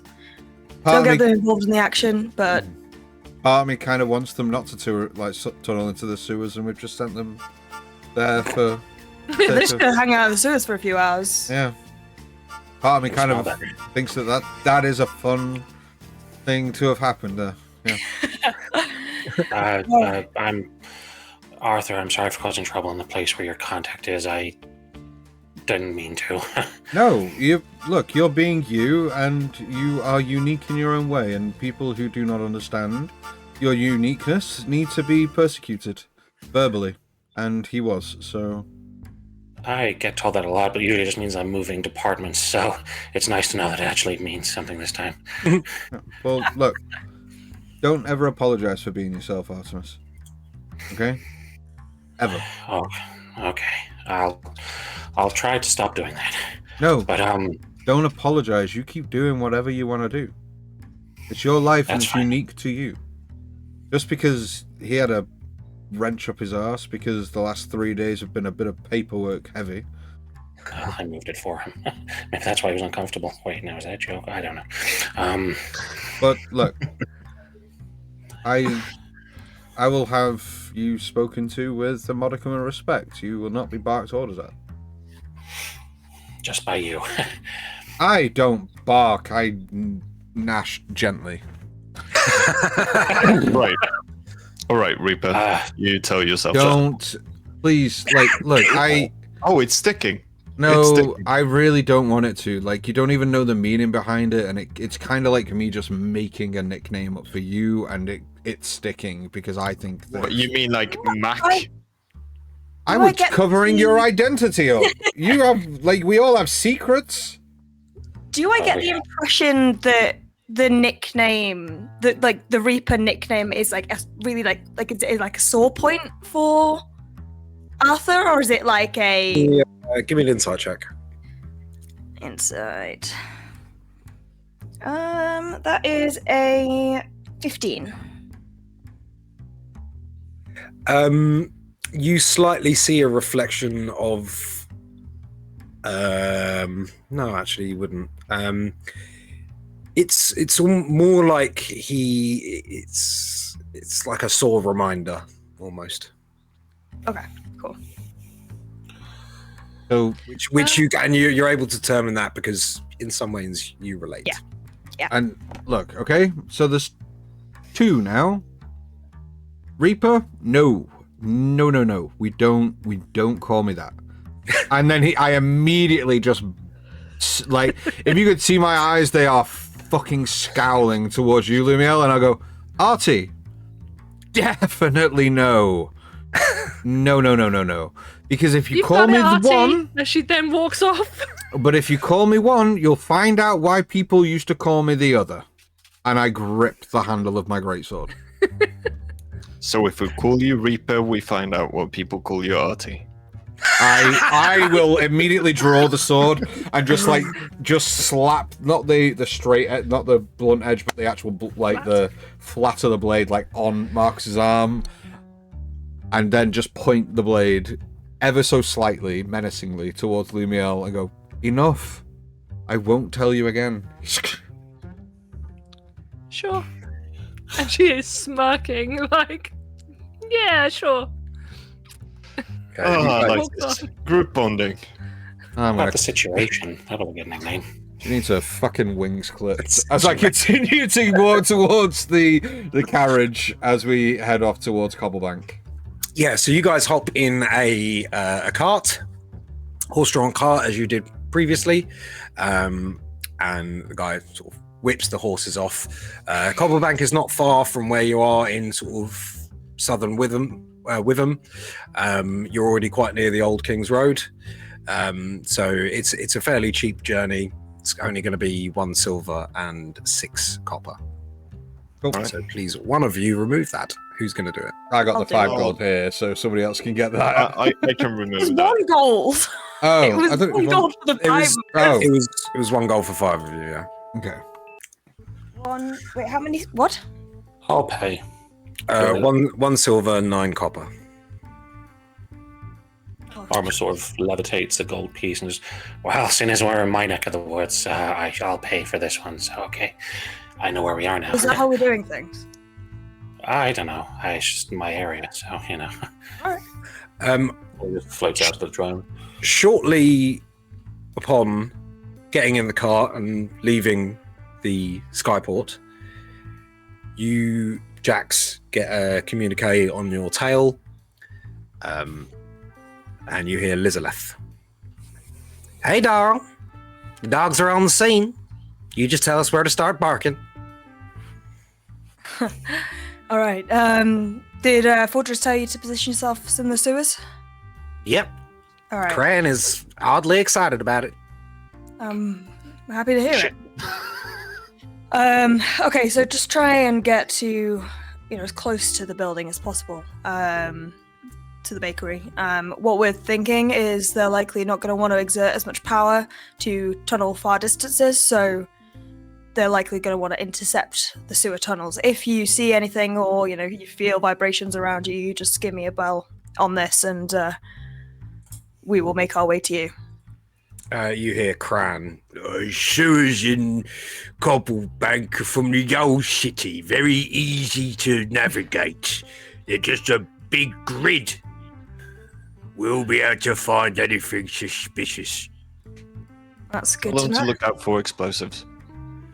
Yeah, good shout. Watch out for any explosives. We believe they may have some of the firepower at the fireworks used left over from before. But yeah, just be careful and also avoid injuring the dwarf. We believe that might be the undercover agent. All right, but just so you know, if I find any fireworks, I'm keeping them. That's fine. I can hook you up with a contact for fireworks if you want. Oh, I can buy fireworks. I just want free ones. Yeah, no, I mean I could get you on like the real cheap. Oh, you're full of surprises, Jax. All right, you guys watch point and be in touch. All right, the dogs are in position. Right. So, I'm guessing that we need our tails for this one. Ideally, yes. oh.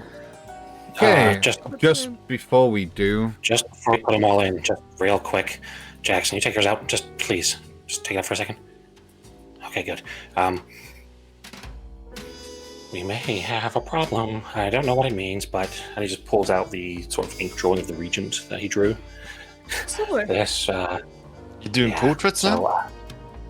So, kind of. I used to do, on the beachfront where you get, weird pictures of people. That's how I made Oh yeah, I have one of those. Yeah. Can't remember what Why they're do called. they have your head, make your head so big?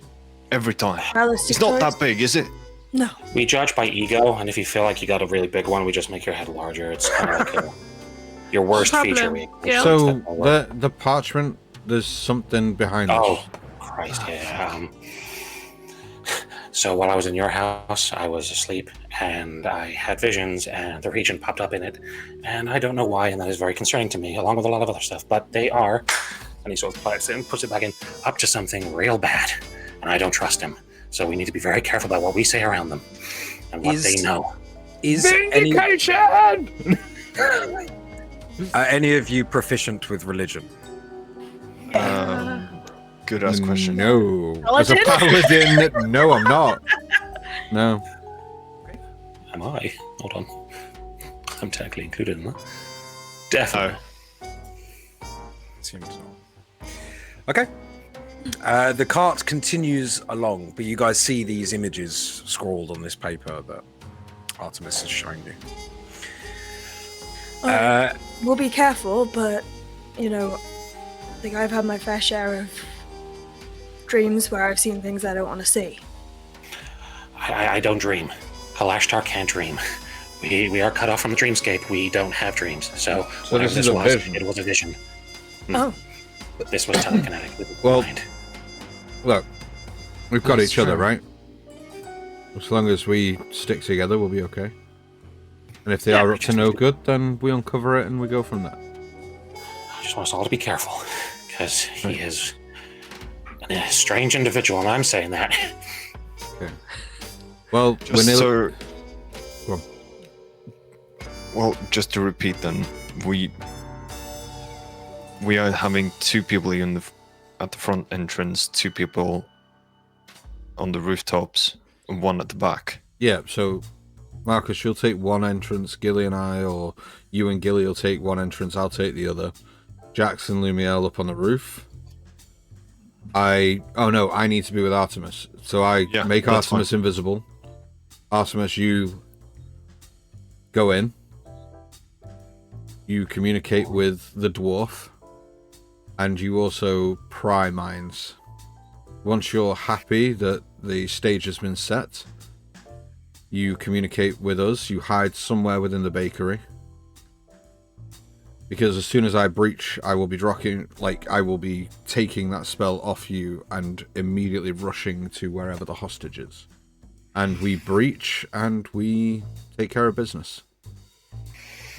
We need to make sure we're careful on entry. Bear in mind that most people have been keeping clear of the area for a good while now. Is there anybody who is not good at keeping quiet? I look in my armor. Yeah, I'm like looking at Marcus up and down. Look,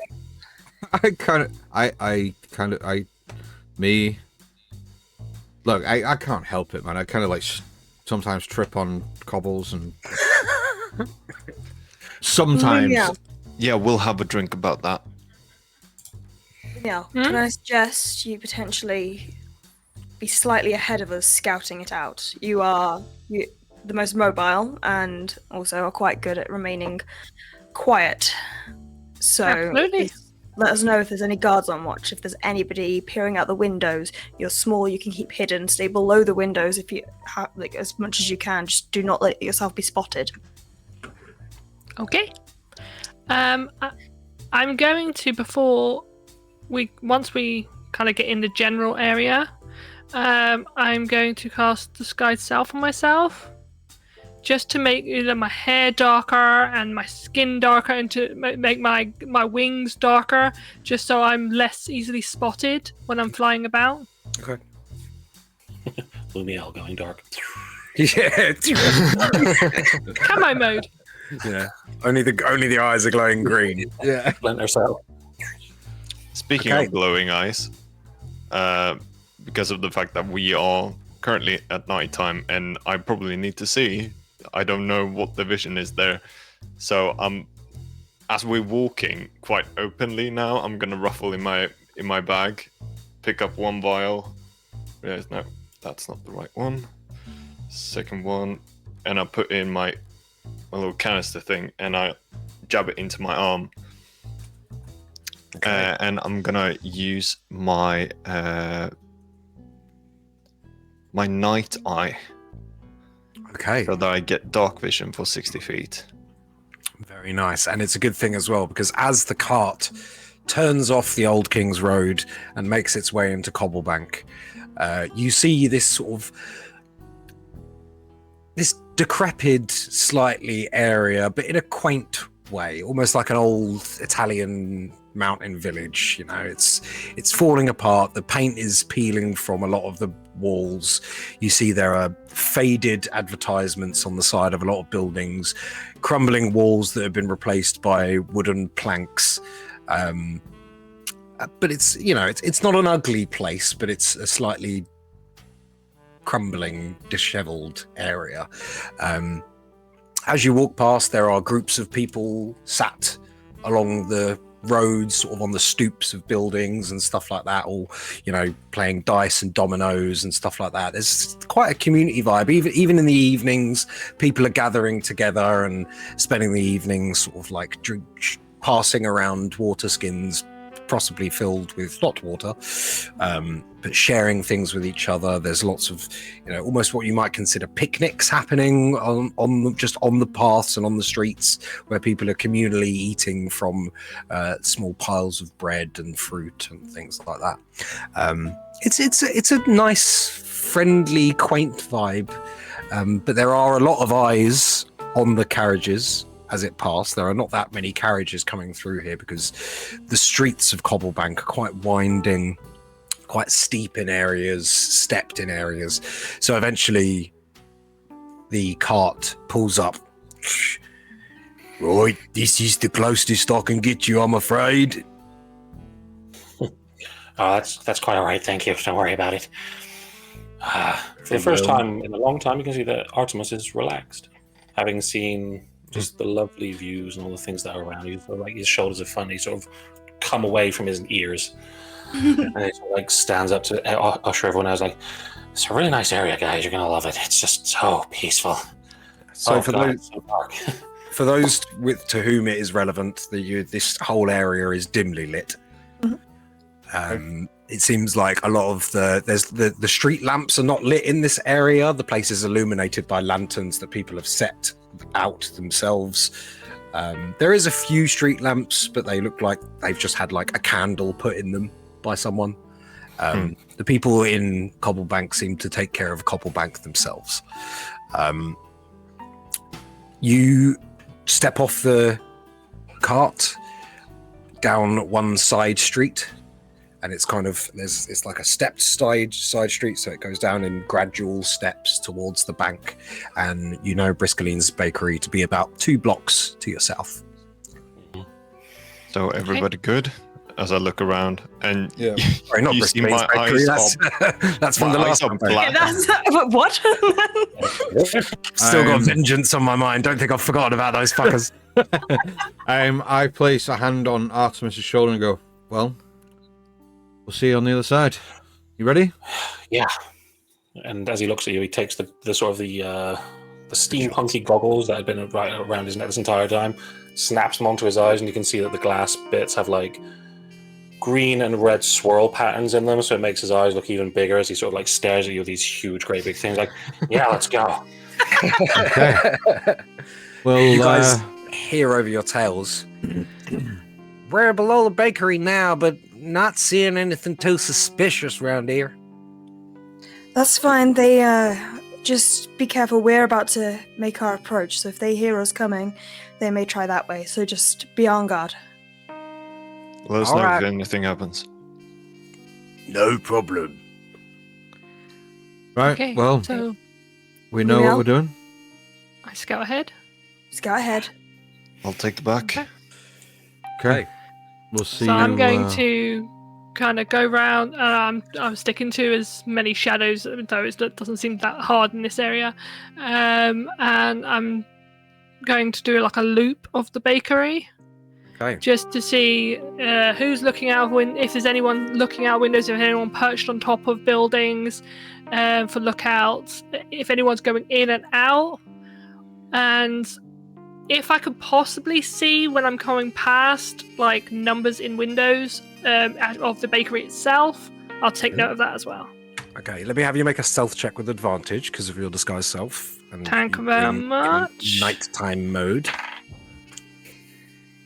I'm Uh, And you're flying in, yeah? yes. Are you That's a above? dirty 20. And you're above rooftops, yeah? You're not flying sort of just above ground level. You're up in the air. So I would probably start like above the rooftops. I'll do the scan of like if anyone's on the rooftops first. And if no one's on the rooftops, I'll drop in height a bit so I can better see windows. Okay, what was your stealth check? It was a dirty 20. Okay. Very well. So now give me a perception check, please.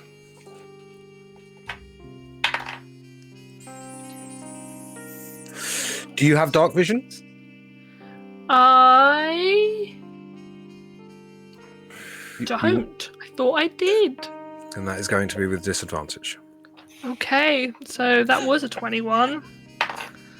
That's a 21. I got better the second time. Nicely done, nicely done. You take a scan across the rooftops surrounding and upon Pritchard's Bakery. The building is clearly piecemeal rebuilt from a previous ruin. Okay. Part of the building, if you want to go over to Owlbear Rodeo. Yeah. Visuals. Yep. So you notice the walls along this section here are all old brick. Right. And the old brick stops, and then this is all wood around the rest of the circumference. So it seems like the original building was potentially this. Right. And then there is... Ooh, nearly revealed something there. Yeah, so you are... I've put your guys' characters on. I don't know if you can control them. Let me check. Yeah, I can. Yeah, you can. Cool. Okay. So you scan over the rooftops first. And within the streets around and the adjacent rooftops. You do not spot anything upon the rooftops themselves. Right. You do see there are, a few people walking through, like a couple of sort of street kids running around playing in this area here. And there's a chap that sort of comes out here and walks along, but they do not seem to be paying the bakery any mind. They just appear to be passing through the area. You don't spot anyone on lookout outside the building. As you descend lower in to begin trying to get a look through the windows, give me another perception check, again with disadvantage. Ooh. That rolled off my table. Doesn't count. Is this a plus 6? Yep, so that's 18 or... Oh, much better. So it's an 18. Damn it. I got so excited. 18 I know, I was like, much better. Oh, no. 18 is still pretty good. So you descend from the north and you do a little kind of circuit around the building stealthily.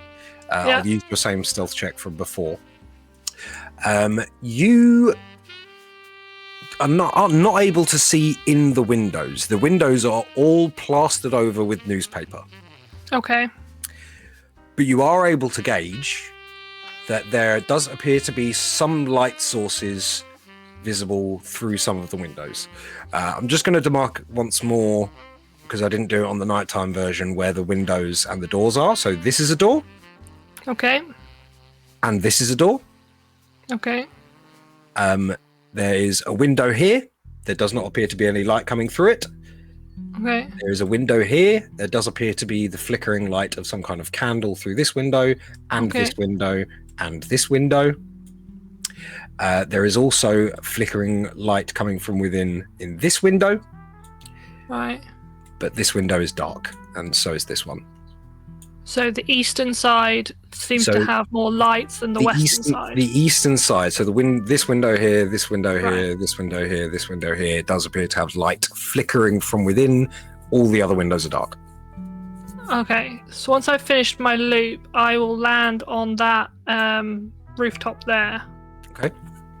And I will message...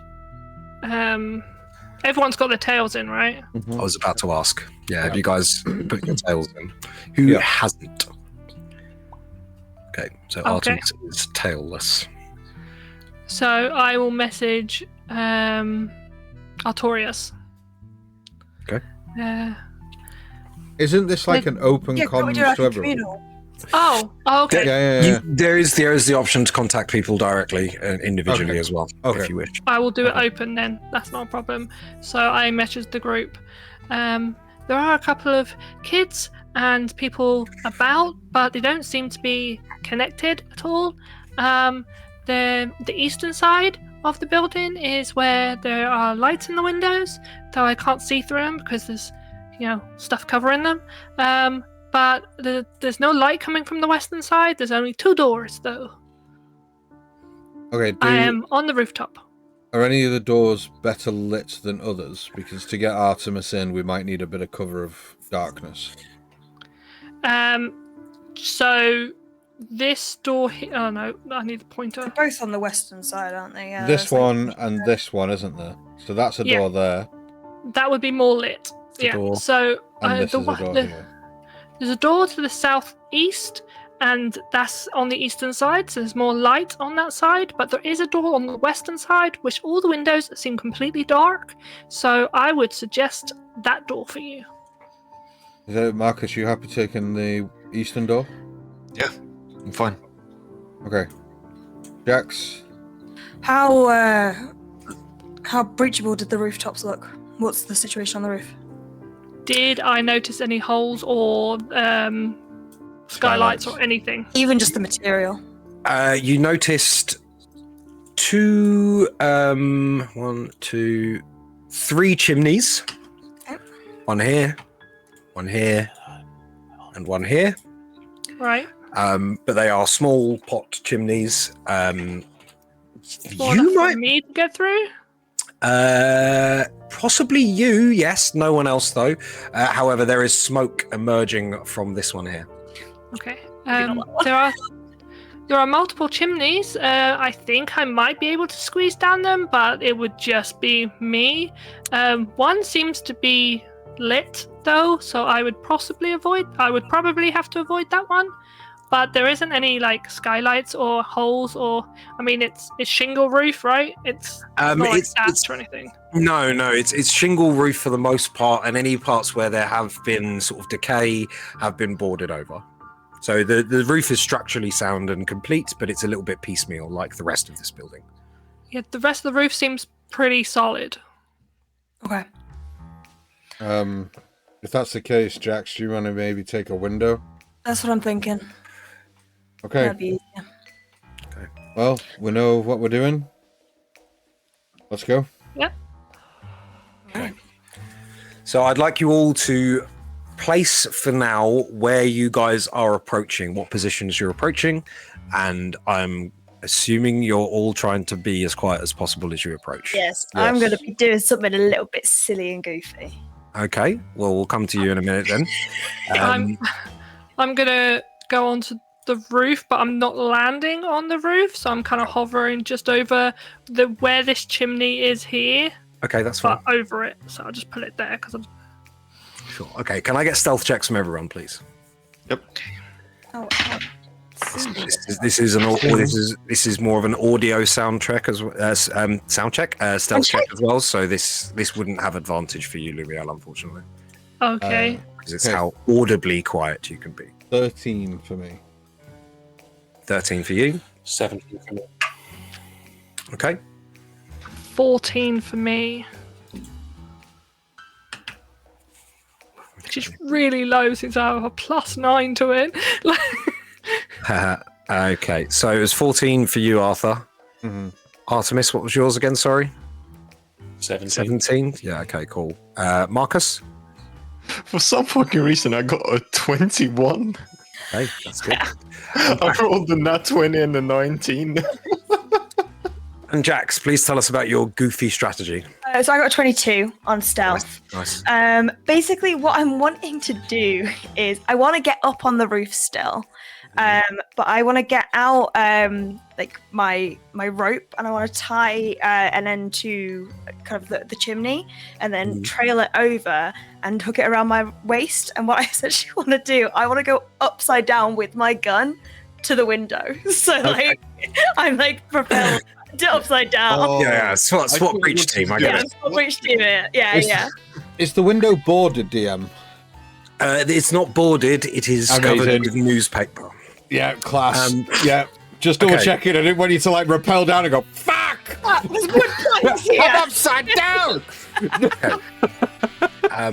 Given the nature of your ability to jump and slowly settle, I'm not going to ask for any additional stealth on that. I'll take the 22, and you are successfully able to get yourself into that position.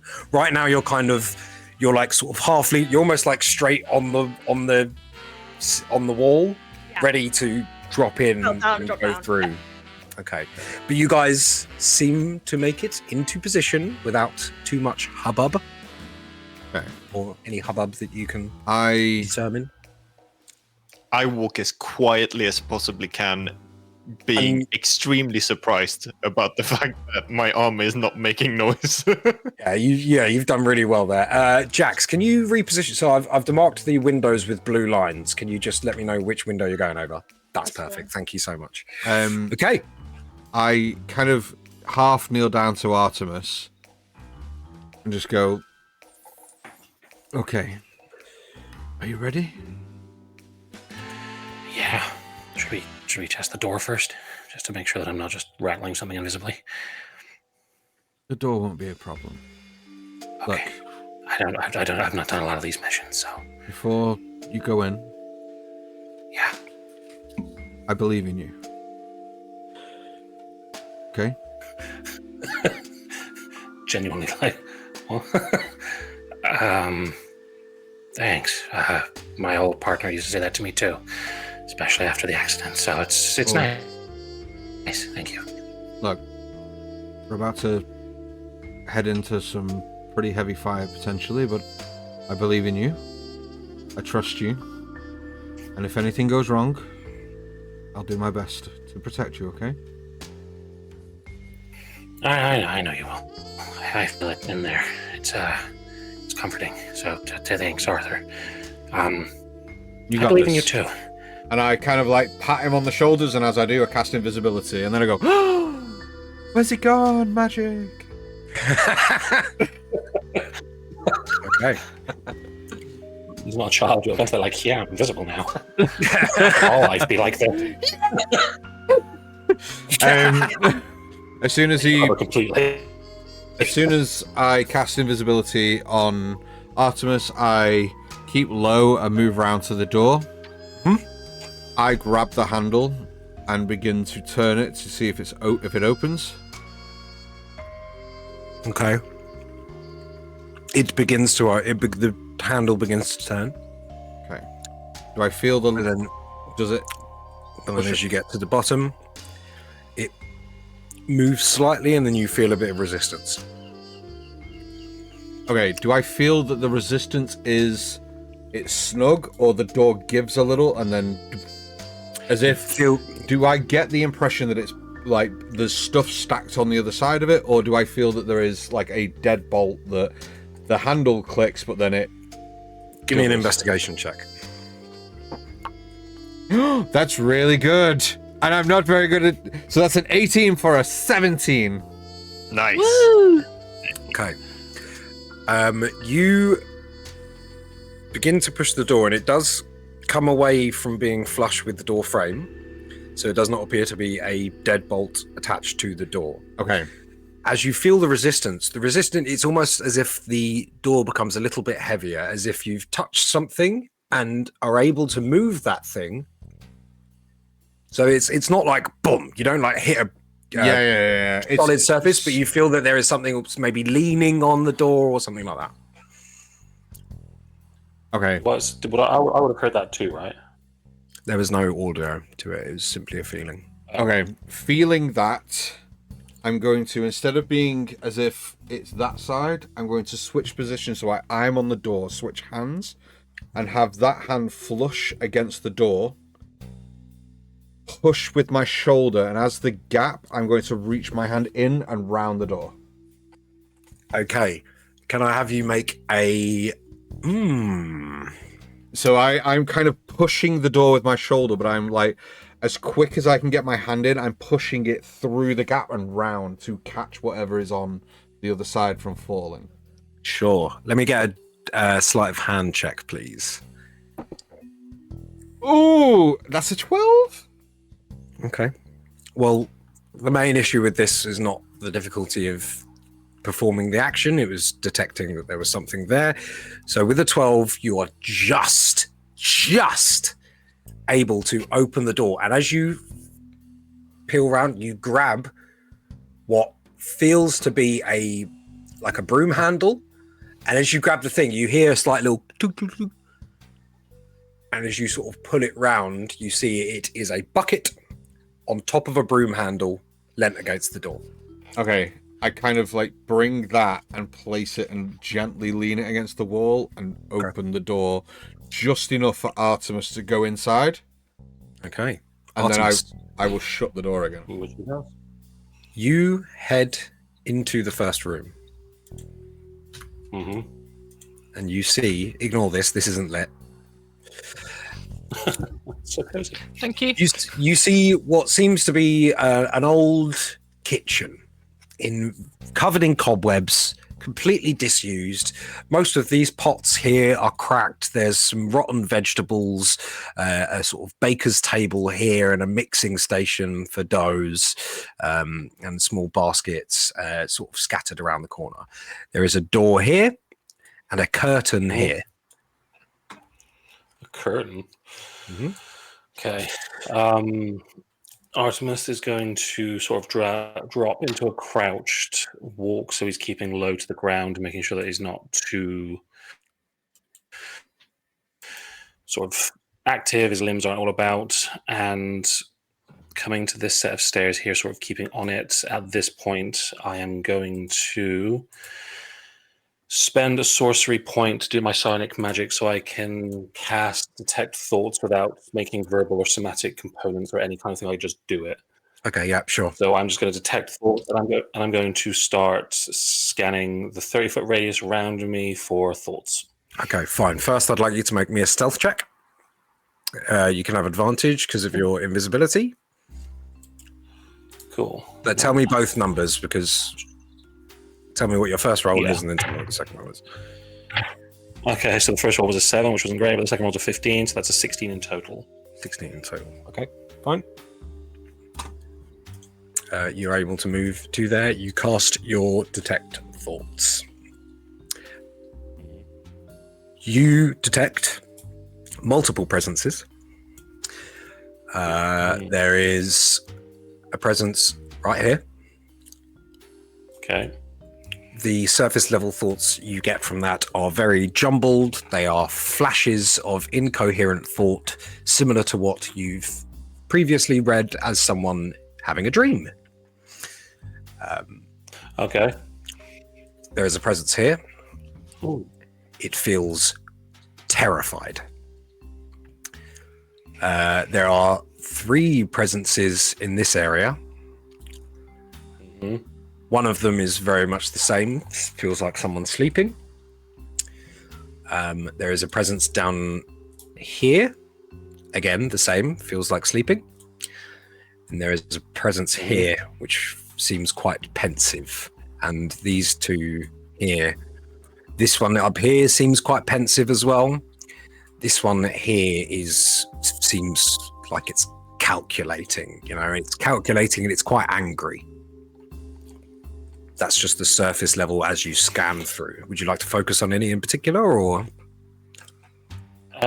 Yeah, so the terrified mind. Okay. What kind of fear are we looking at here? Hello, I'm back. So I'll tell you Hello. when. I'll tell you now. So the surface level thoughts are this. I just want this to be over. I just want this to be over. It's cold in here. I want to go home. Okay, then die first. Where's my mum? What did they do with my mum? Oh. Right.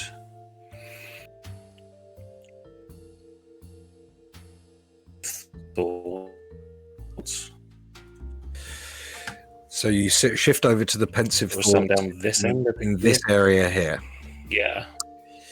Mm-hmm. It's the surface level thoughts are quite bare. You know, there's it's not like an anxious and panicked pensive. It's just kind of a repetition of something's got to give here. Something's got to give here. Can't stick around here forever. Something's not right. Okay. Got to get out of here.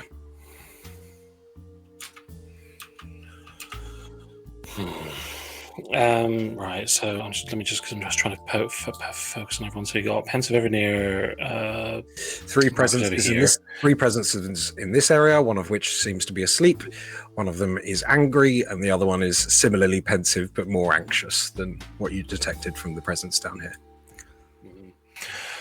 Okay, yeah, surface for angry and the two that are awake there. What am I getting? The angry one in this area is thinking, that little shit ruined everything. We weren't going to go down for the robbery, now we're down for murder. Fuck's sake. I mean, guards are one thing, but not innocence. We had an agreement. These fucking idiots. I need to get this wizard involved. I need to get the fuck out of here. It was a mistake signing up with this crew. Fuck's sake. I'm not spending the rest of my life behind bars. Where is that fucking wizard?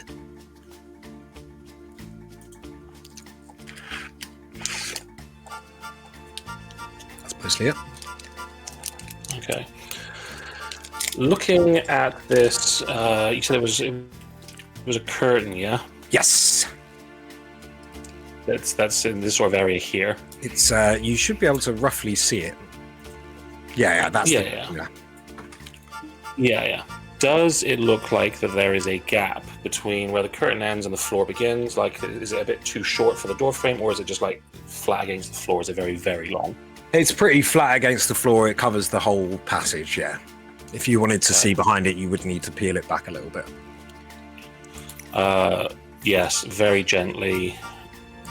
There, only slightly. I want to try and move the curtain just so I can get a view inside, just for whatever I can see in that sort of little tunnel of vision I get. I just want to see sort of roughly the layout of the floor as I look inside. Okay.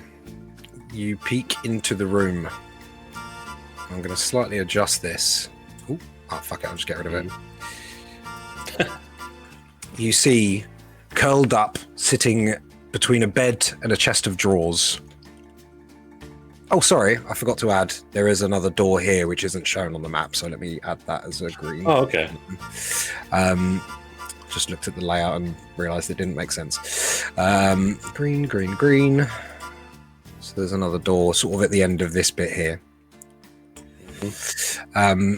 Looking like clutching her knees, you see a young girl with a red hat and a sort of denim dress over a white linen shirt, clutching their knees, head down into their lap, and just right next to the door on top of a crate, you see sort of sitting with their head down and a light, a female half-orc with an eye patch and a bow slung over their shoulder.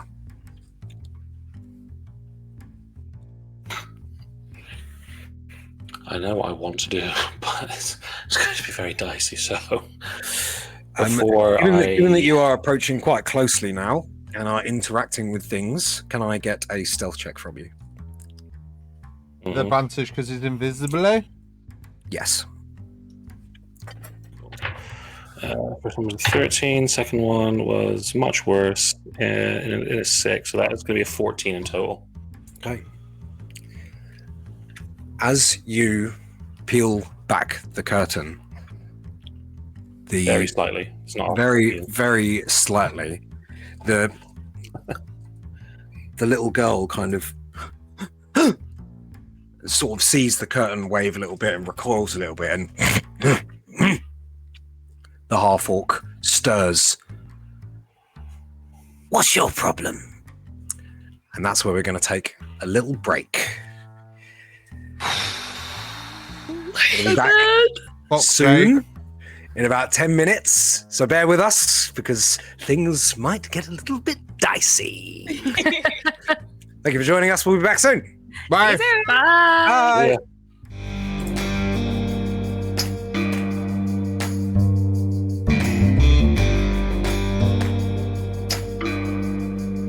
Aerilon, Sins of the Peacekeeper unfolds in the expansive metropolis of Valvaris.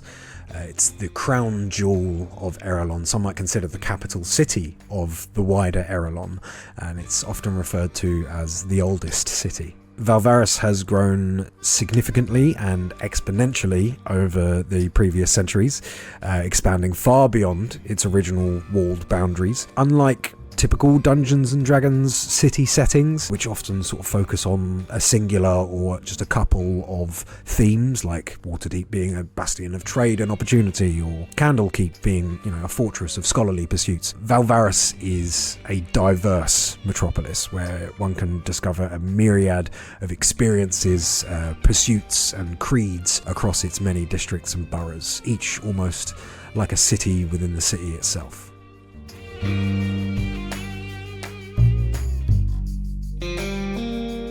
Due to its immense size, significance, diversity of population, range of industries, Valvaris requires a multifaceted approach to law enforcement and national security. Various law enforcement and military entities work collaboratively, or sometimes in opposition with one another, to maintain order and safety for the city and its millions of inhabitants. The members of our party each come from one of these peacekeeping organisations, each forcibly reassigned, shall we say, from their original roles to a clandestine division that prioritises autonomy and plausible deniability in their pursuit of justice and Valvarian security. When I first came to the group with Aerilon, Sins of the Peacekeeper, one of the main things I wanted to get across was that I wanted them to start out, at least, with characters who are deeply flawed. They're in this position for a reason, and I don't think anyone's quite taken that idea and run with it quite as much as Dan has with Artorias. So you want to know who Artorias is? Well, it's easy, really. He is the strong but silent type. He is a man of honor, but he is deeply flawed. I'm being given the opportunity to be a player again for a long-term campaign, and it's given me the opportunity to explore some very human elements and very human flaws, and that will come to the surface through Artorias. When approaching a paladin character, it can be very easy to sort of fall into one of two lanes, be it the hero of justice or the scorned, oathbreaker type out for revenge, whereas Artorias has some elements of both of those, but he is also fighting a much more personal war, aside from the spiritual side of his character. He is a man of action, but will not act unless there is due cause.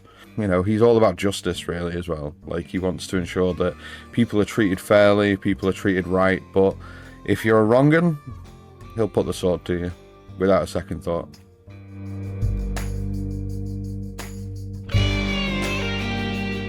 Yeah, what can be said about Jax? I don't want to give too many spoilers away. He's not so much standoffish, more kind of reserved. He's not going to be the first person in the room to say something, but he's also not afraid to speak up for what he believes in. Well, his values are super important. He is a single father of 2 cats living in the Grand Market. He's got a bit of a grungy little apartment with kind of tinkering tables around, various pulleys and mechanisms that break so frequently. Think Rodney from Robots in terms of loving to tinker, but things explode a lot. There's another aspect to his character, which is that of legacy. He comes from a family who have served Valvaris for generations. Yeah, I feel like that might come up. But he has been kind of thrust into the realization that that society does come with a very, very human cost. I think if he were to have a motto, it would probably leech on the back of the War Divers motto as they descend from the skies into battle of down to death. So the War Divers are what you might consider the Spec Ops branch of the Valvarian March. But for him, it's down to death of the system. Anarchy, baby!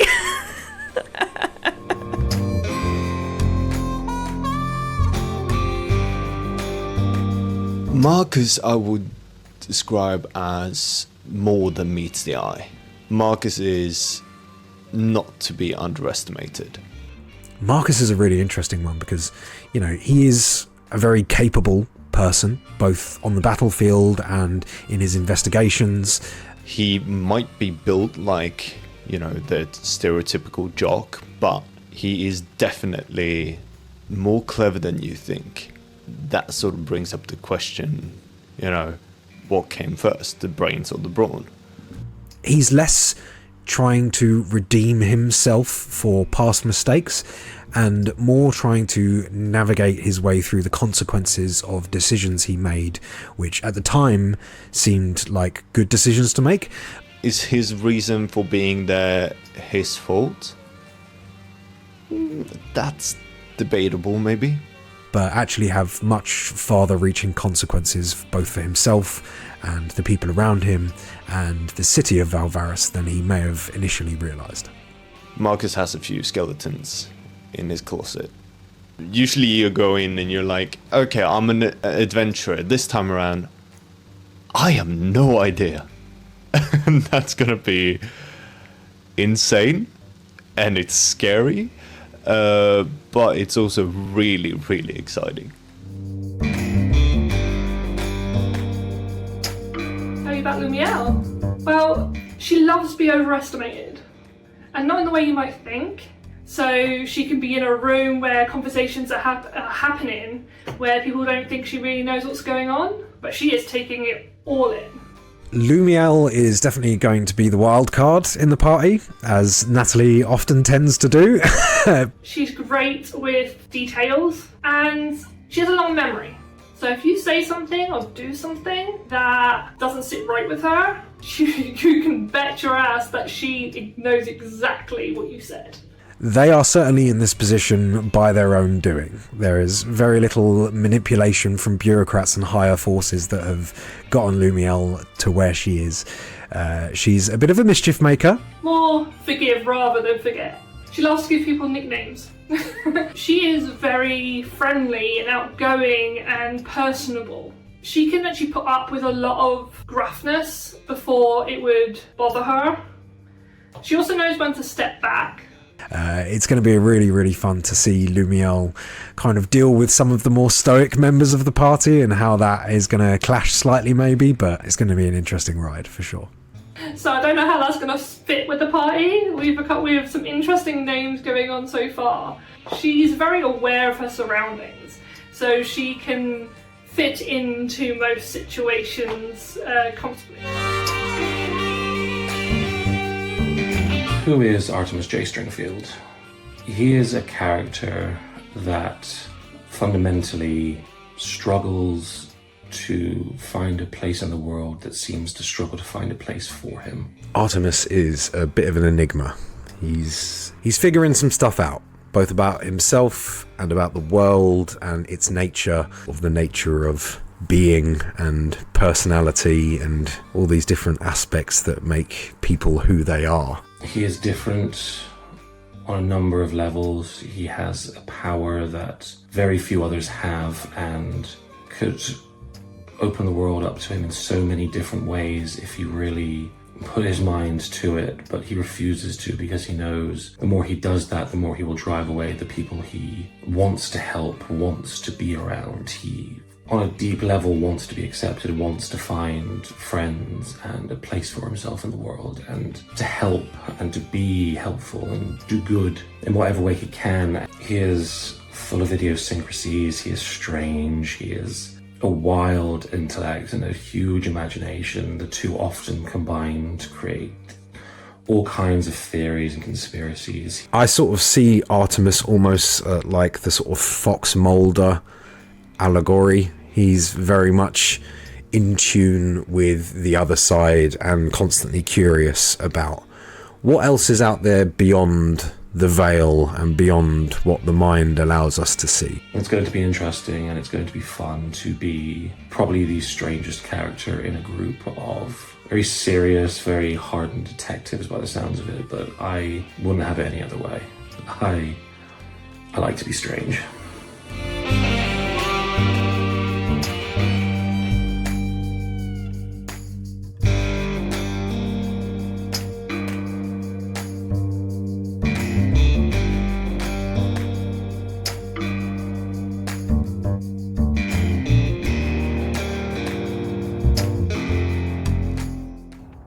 Welcome back to Sins of the Peacekeeper here on Tales on Tap. We're getting into a tense situation here. The rescue mission from Pritchard's Bakery has begun, but we've stumbled. Maybe. Let's find out. This half-orc here stirs from their slumber and says over to the young girl, "What's your problem?" Sorry, I think I saw. I don't know. Please, I'm sorry. I didn't mean to wake you up. I'm sorry. Artemis, what are you doing? I'm just going to watch the scene play out for the moment. I want to see what he's actually going to do. Okay. The little girl is sort of eyes are flicking between the curtain and the half-orc. The surface thoughts that you still are gathering. You immediately detected that she was very worried about who was coming through, whether it was potentially one of the other of her captors. Mm-hmm. One in particular, you get the vision in your mind that she is scared that a gnome was entering. Seeing the flicking of the eyes between herself and the curtain, the archer, the half-orc, that stands up off the bus, off the crate, looks round and opens the curtain and looks straight through you. Looks into the room. Are you doing anything? Holding my breath. So the second that curtain goes back, he's going to stay where he is and just... Okay. You see...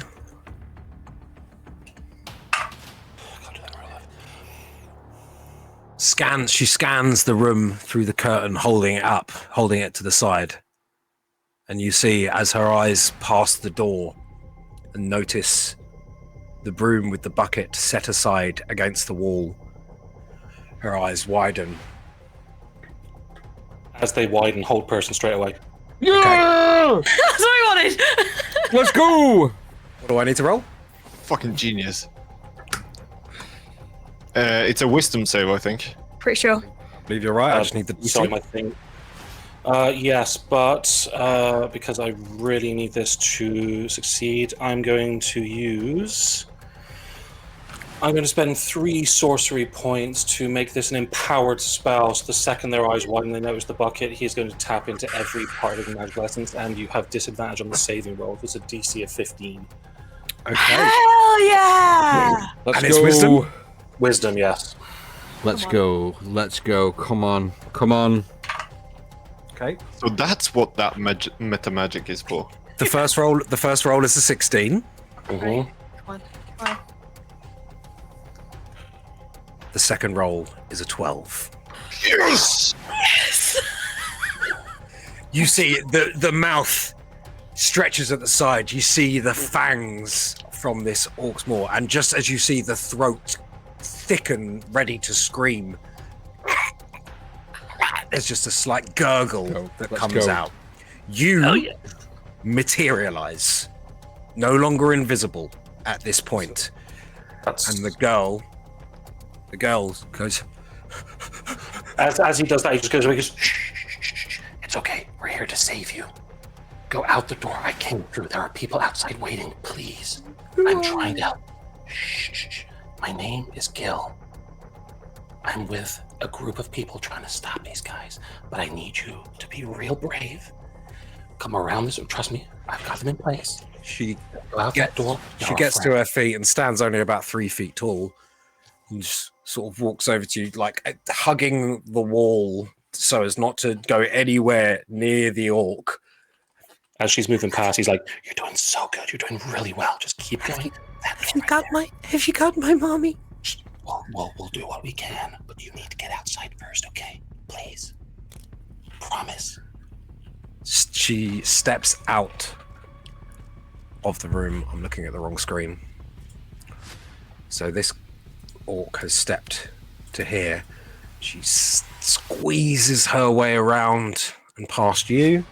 I'm going to have her make a stealth check. She got a 16. Hey, Nice. She's only little. she's just little. She begins to creep around. And she is looking down this way. Looking very, very scared. She's not taking her eyes off this door here. The one I came through. No, this door here. Okay. At the end of this little passageway here between the As the hand is like inches from this orc's head, just you sort of like see the waves of sort of psionic energy just keeping their mind in place. He just sort of looking at, "It's okay, I promise. No one's coming for you.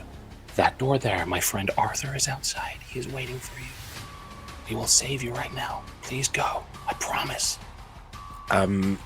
She walks over. Hold person. Do I get to repeat the saving throw at any point?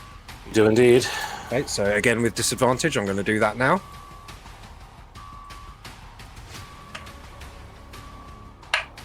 Ooh! I got a fucking 19 and a 2. Come on, Okay. little girl. This is the best meta magic I've ever seen. Arthur, you begin to see the handle on the outside of the door slowly creep open. And as the door slowly opens, you see the face of a young girl peeking out and kind of sees you. Does she recoil? She recoils at first and is gripping the door handle. Okay, I reach in, grab her, and put my hand over her mouth, Yeah. Okay. Well, and just kind of like go. Shh, Get it, shh, yeah. it's okay. It's okay. Okay.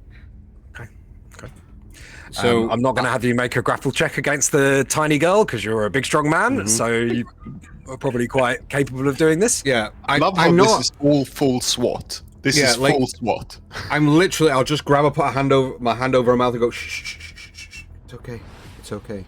We're here to help. She's shaking like a leaf and Okay. whimpering. You feel the tears I spill over your will. hand.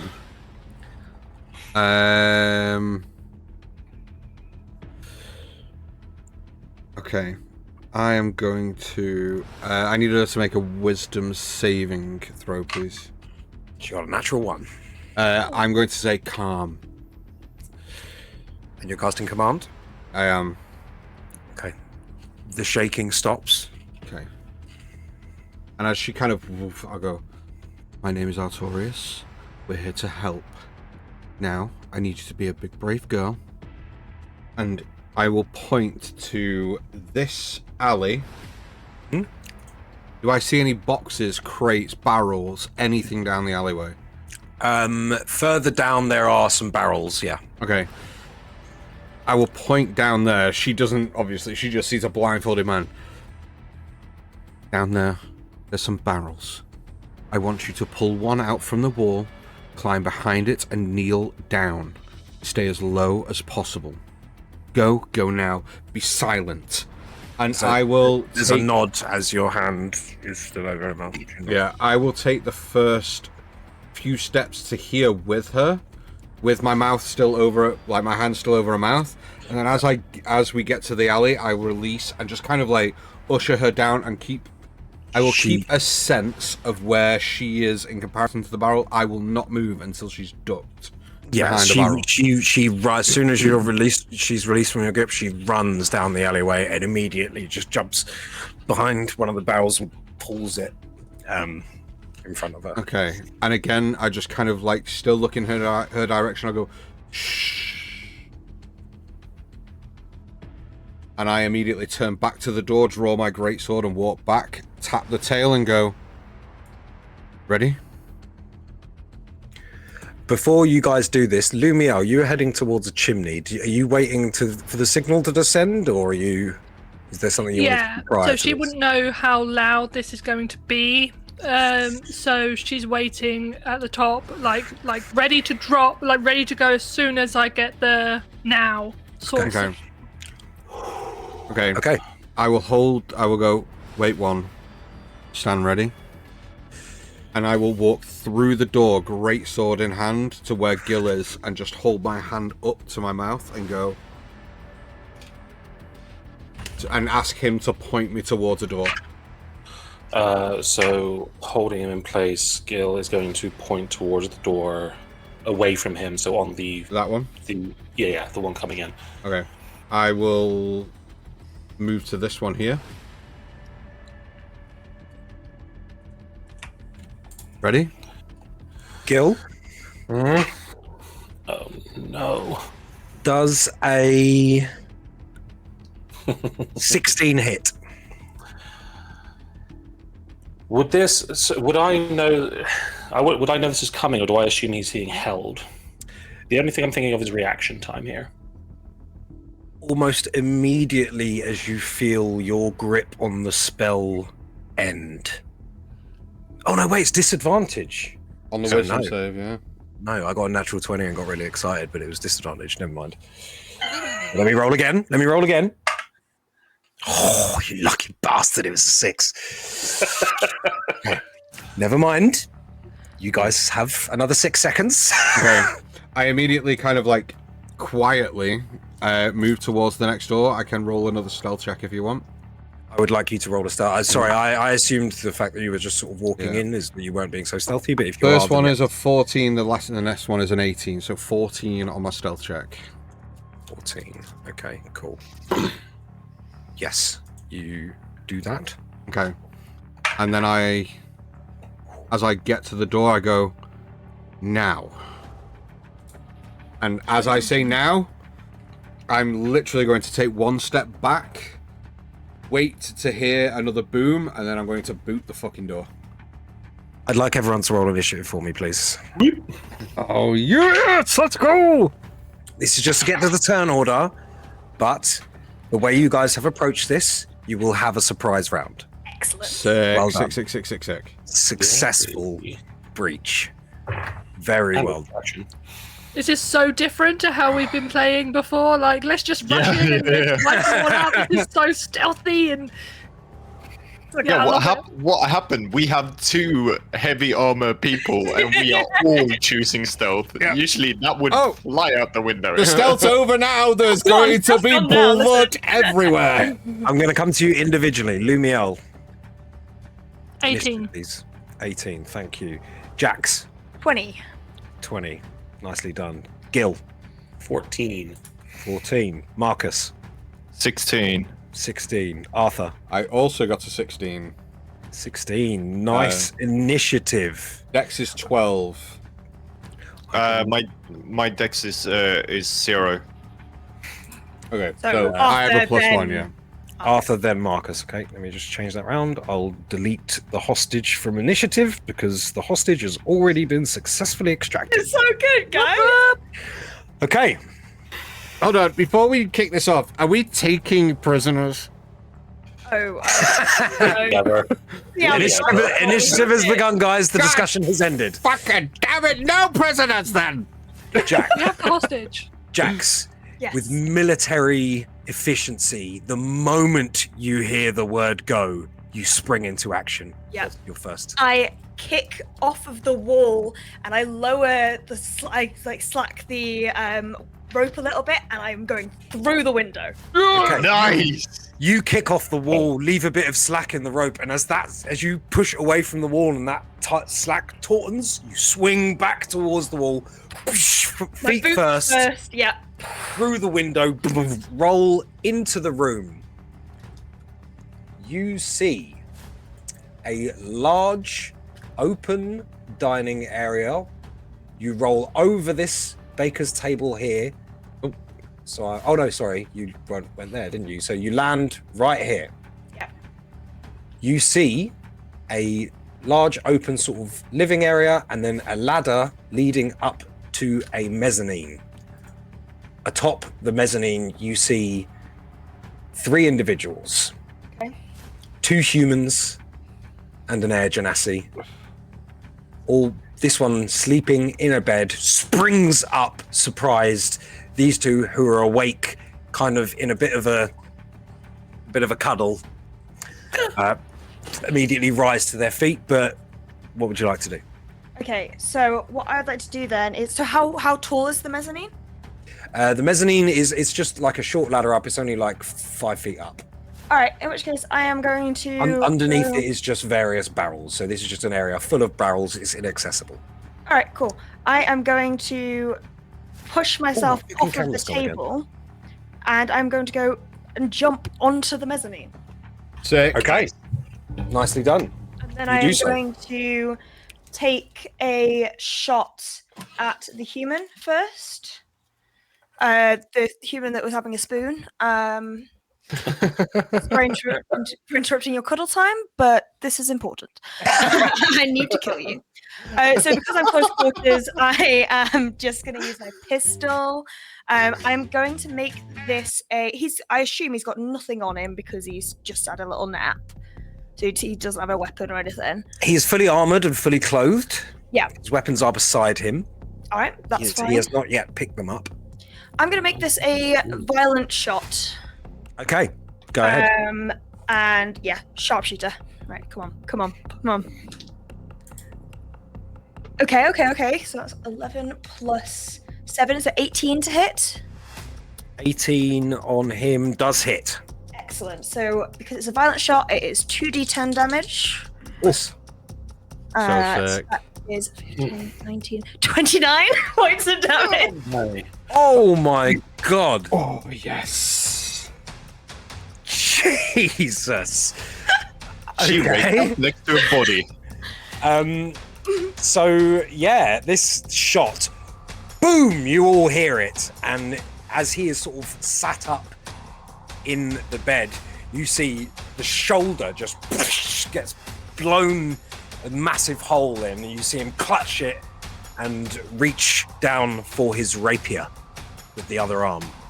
I am going to use my second shot to aim at the rapier, and I basically want to like ricochet it away out of his distance. I kind of just want to like target the rapier to push it, even like if it's like under the bed or just so it's out of his like easy grip.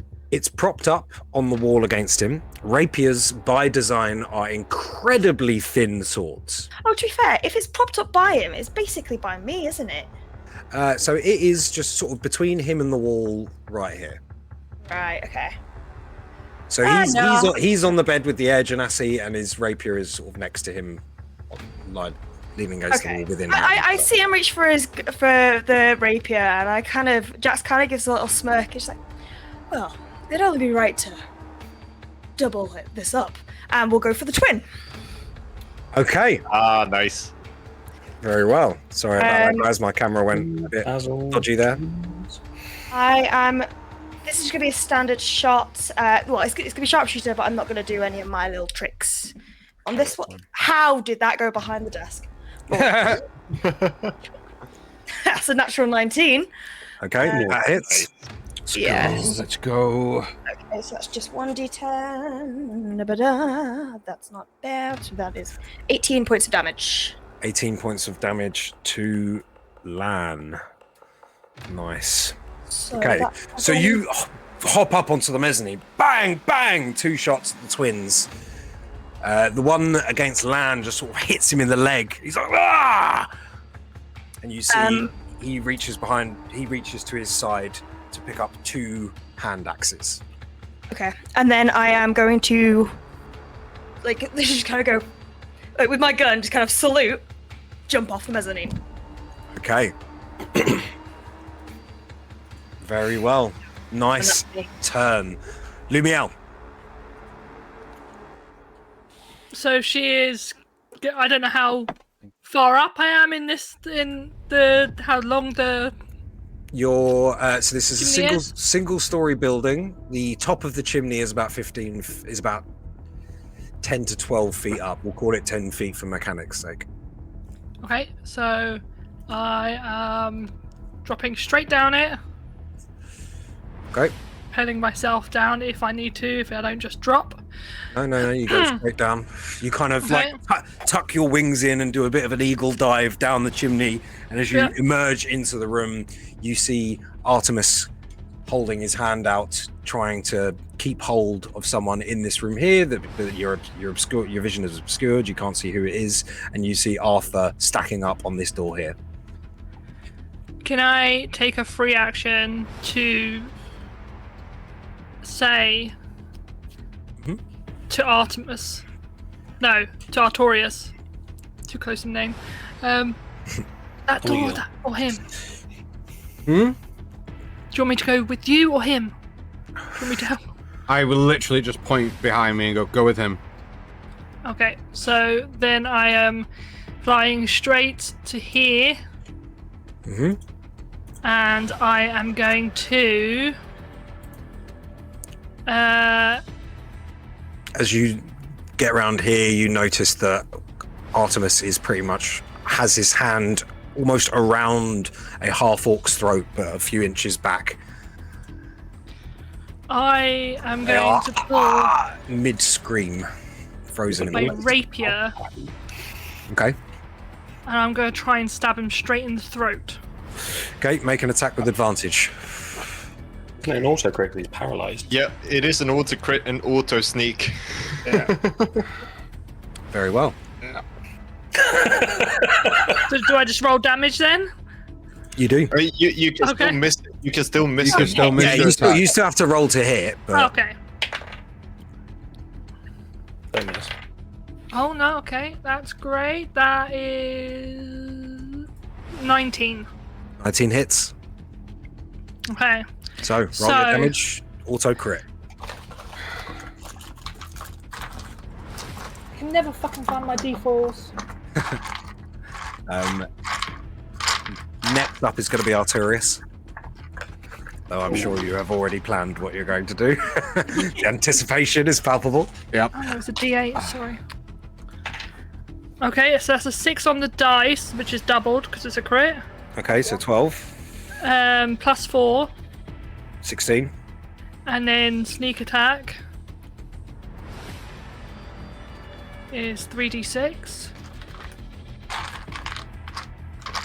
Do I double the sneak attack as well? Yep. Yes, Yeah. all dice doubled. 1, Um, 6. I'm not going to do chunky crits on auto crits. That's Yeah. exclusively for nat 20s. That's absolutely fine. So that was 13, doubled to 26. 6. 30. Good lord. Okay, you fly up beside, next to Artemis's head, and sling your rapier forwards and straight through the archer's throat. And you see they try to cough. Blood just begins oozing out. Their eyes are still lit. They do not appear to be unconscious, but in a very bad way.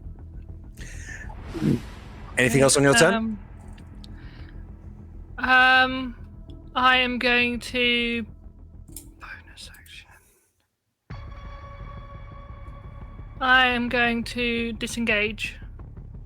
Okay. They are paralyzed. Just in Can't do case he anything. comes out swinging, That's fine. I'm gonna come up here. That's all I'm doing. Okay. This is a surprise round, but I'm going to say that they still get their saving throw because the time is still elapsing. Fine. With disadvantage, that's a 14. That still fails. Okay. 15 is DC. They are still held. Artorius. I'm going to boot this door open in front of me. Boom! You boot the door open, and immediately you come to a small room containing just a chest and a hammock. And laying in the hammock is a gnarly-looking, grey-skinned gnome. I was about to say goblin then.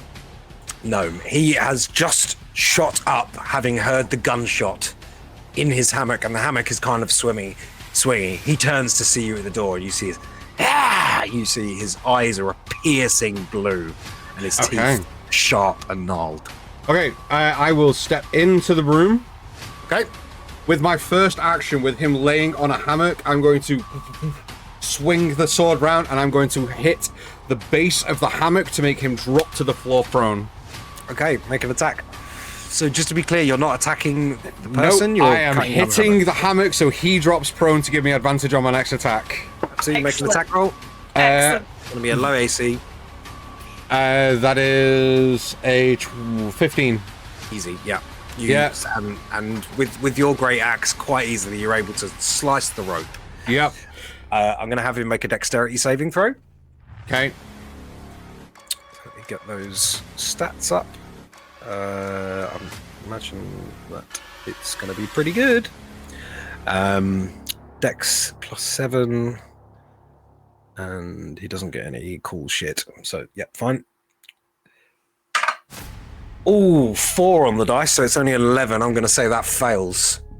He falls prone and rolls onto the ground. Fantastic. As he, I'm just going to step over him, swing my sword up, and drive it into his chest. Make an attack with advantage, please.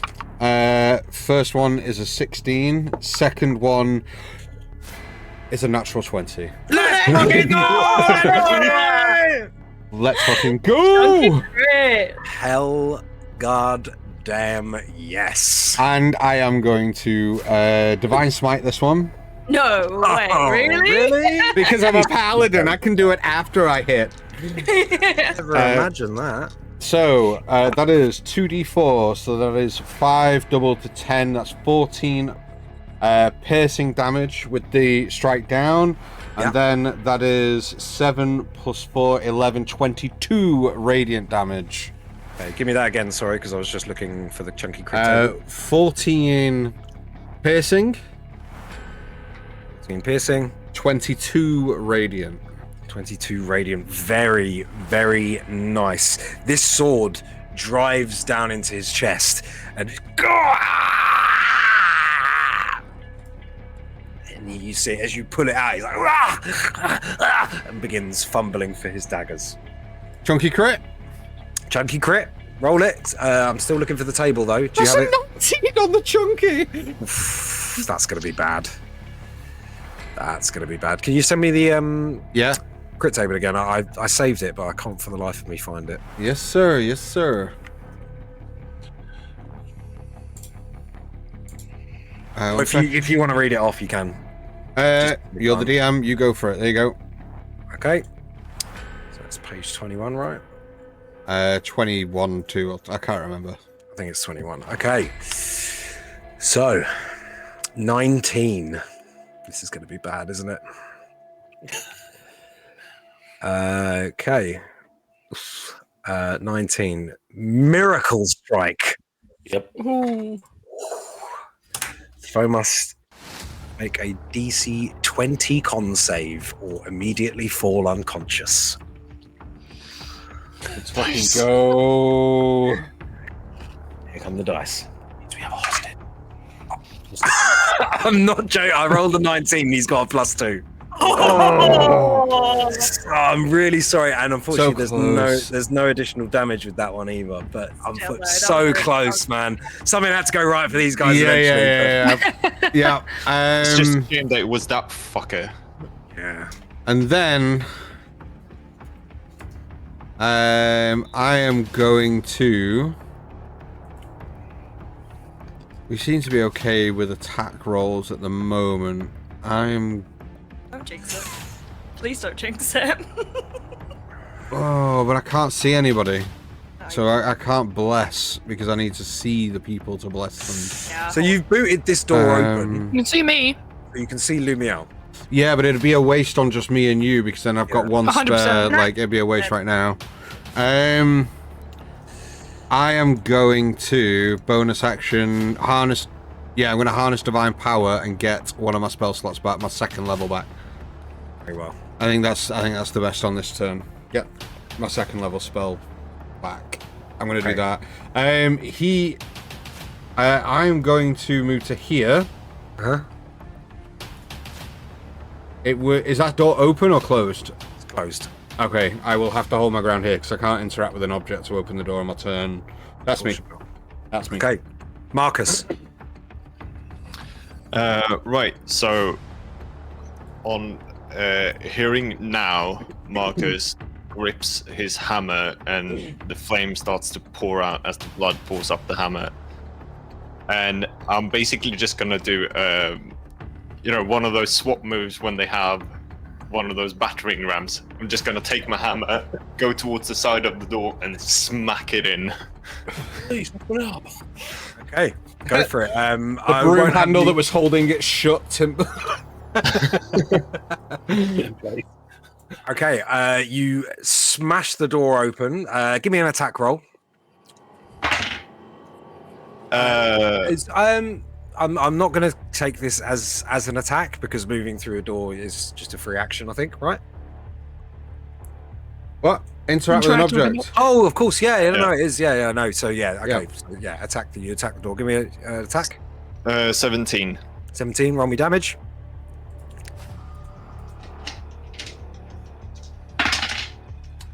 Uh, 6 plus 2 is 9 plus another 5 is 14 plus 17. 17. Okay. Boom. The door bursts open. Inside, you see, stirring at a table, a very well-built, grey-haired and grey-beard dwarf going to pick up his hammer and standing up from a table on which you see a small plate of bread and cheese. I'm gonna tap the badge that I have. Okay. Your tail is in, so your tail is currently not a badge. Oh yeah. The tail and the badge is the same thing. It is the same thing. Right.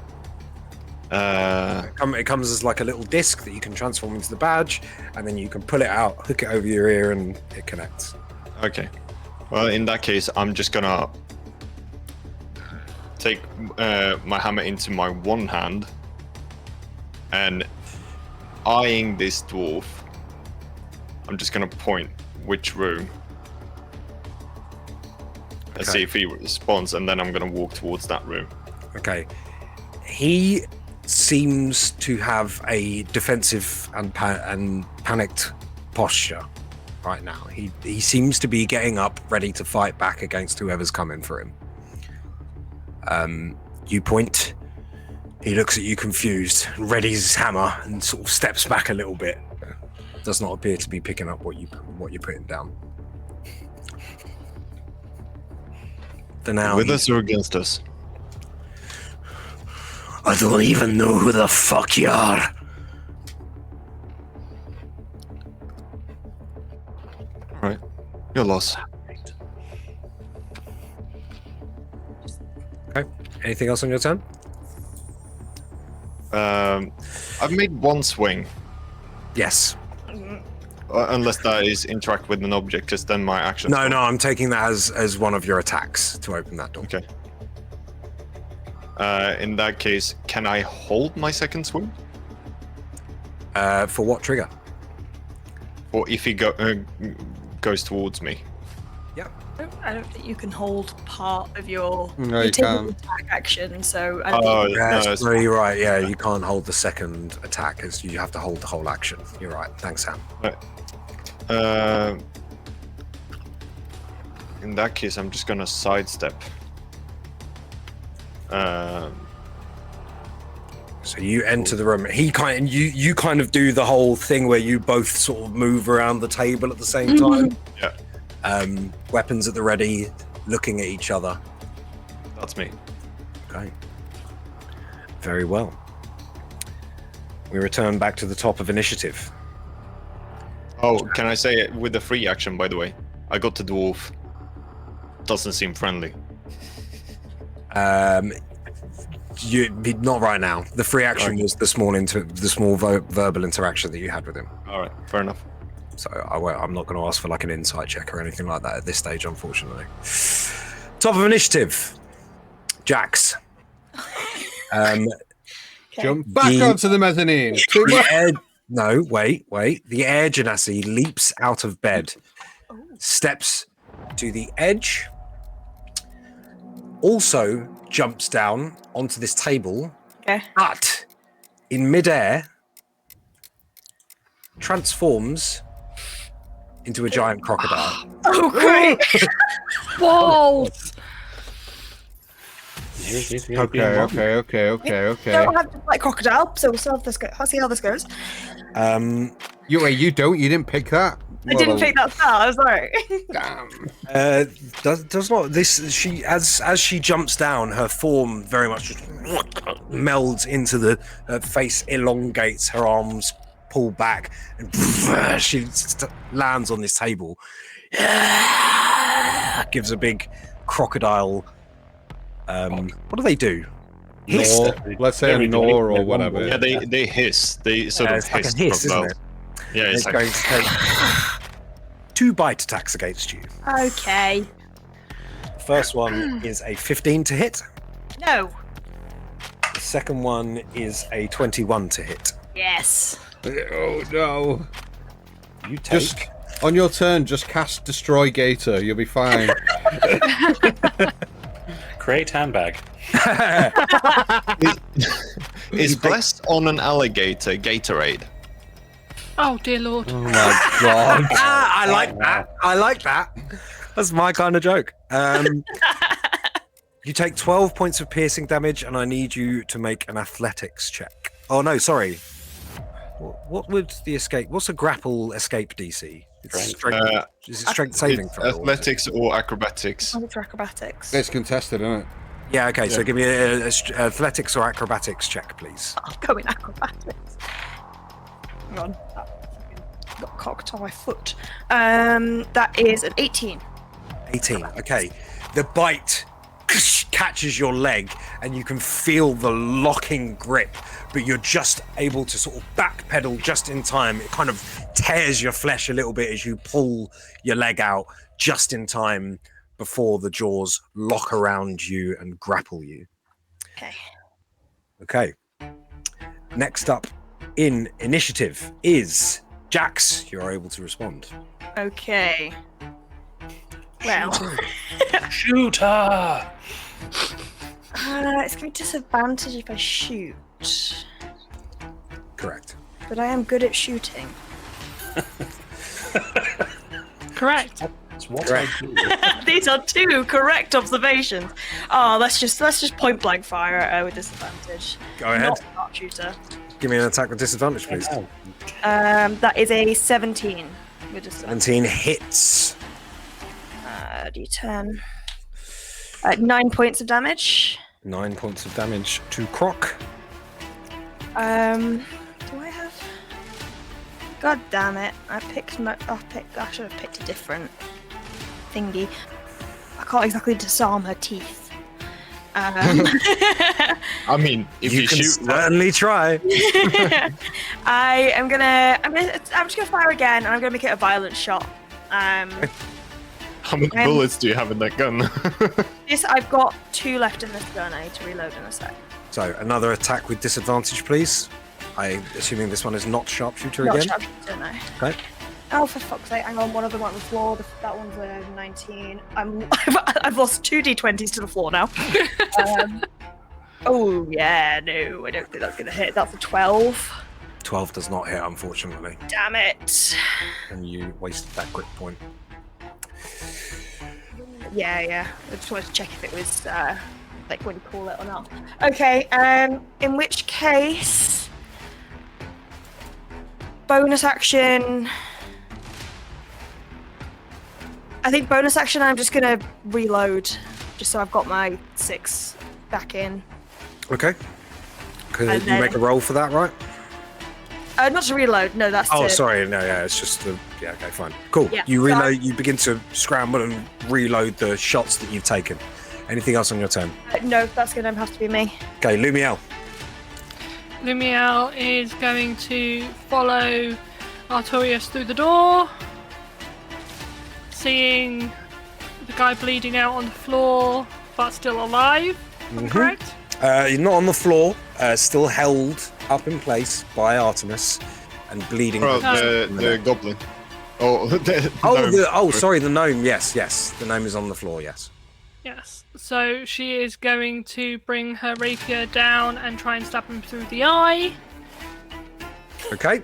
Give me an attack with advantage, please.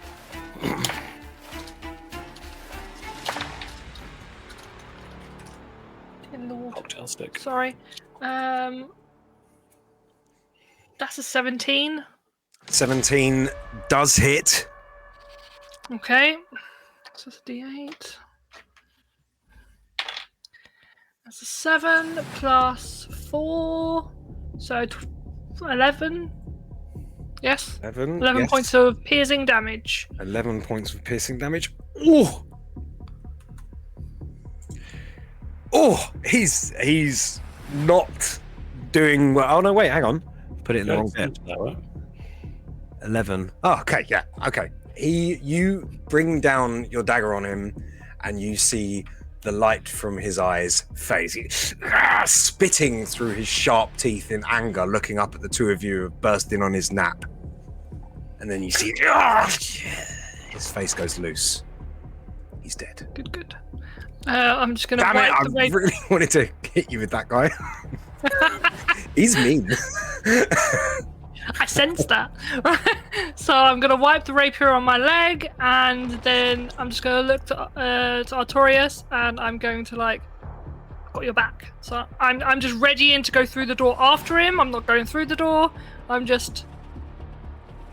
Okay. Very well. Can I have a free action? Yeah, go ahead.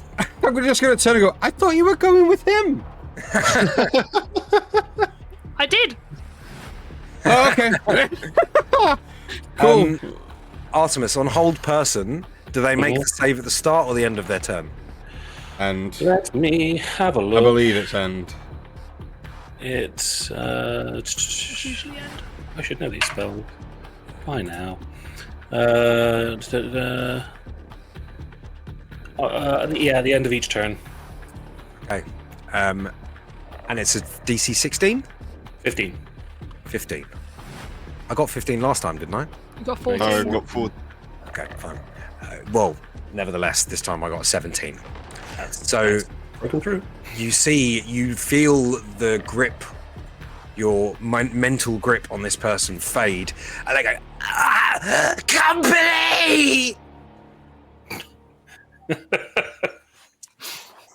Everyone knows already, but okay. Artorias, it's your turn. Okay.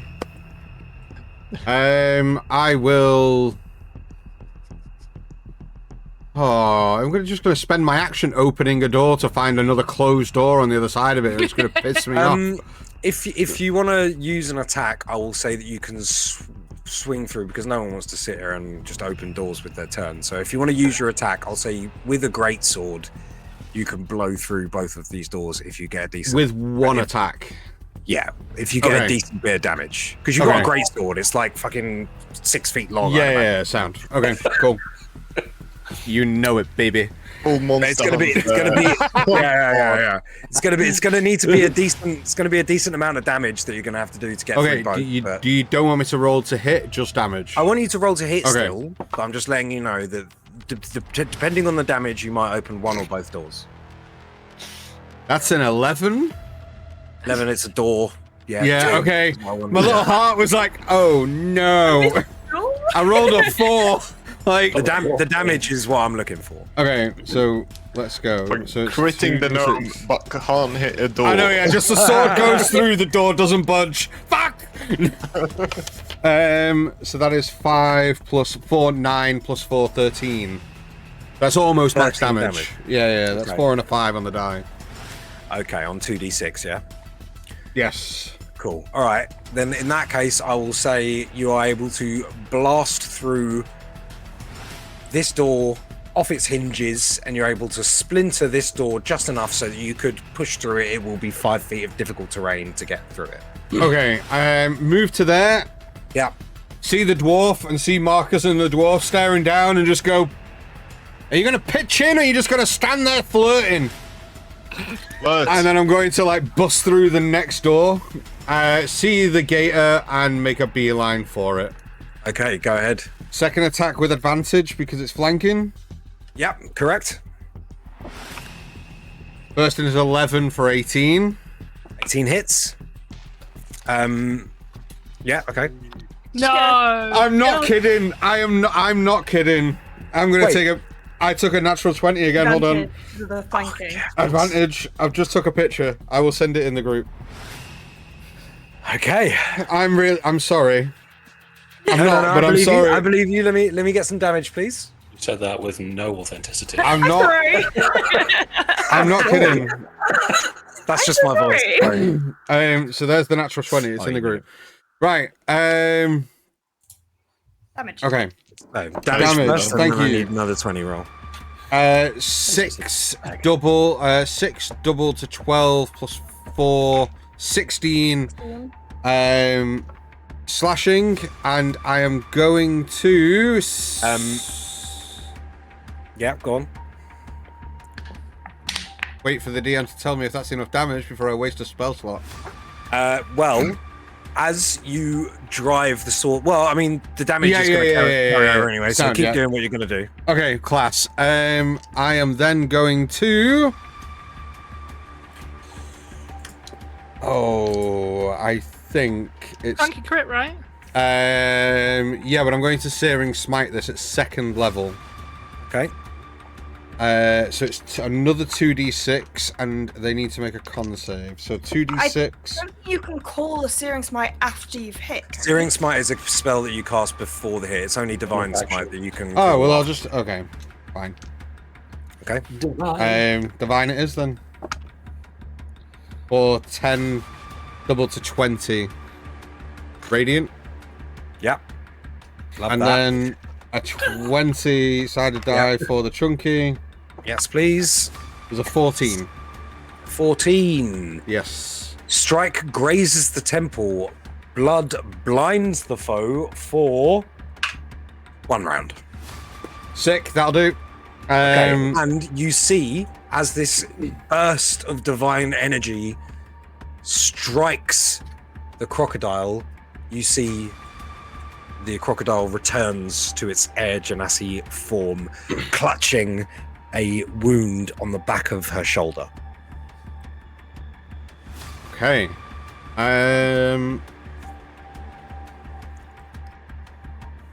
Two attacks. Oh, do I have a bonus action? I think you do. I still have a bonus action, but I've cast I haven't cast a spell on this turn because I couldn't. Now I will bless. That's an action, isn't it? Oh, it is an action. Doesn't matter. This is an action. Yeah, it doesn't matter. My turn. Done. Your turn done. Well done. Marcus, you are facing down, walking around this table with this dwarf. He seems still confused and worried. He wasn't sure whether the person who came through the door was talking to him or talking to the other invader. So, as Artorius runs through and says, "So you're gonna pitch in or flirt?" I'm just gonna respond, "Oh, sorry, it's a new colleague." Okay, what are you doing?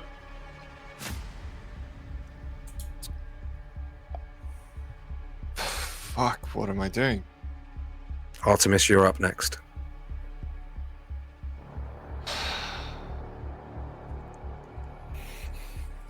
Hit him.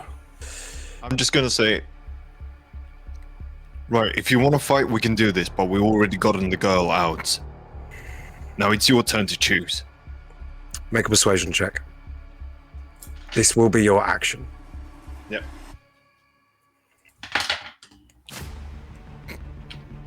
I suck at persuasion, as far as I know.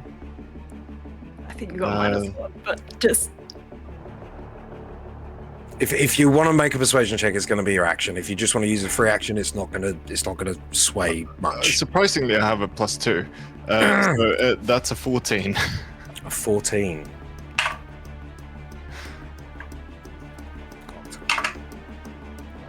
Okay. You see the shoulders tense and then relax a bit. Who sent you? And I'll allow you. Well, if we're getting out of here, let's do it quick. These folks are nothing to be trifled with. Go! And I start running. Where are you going?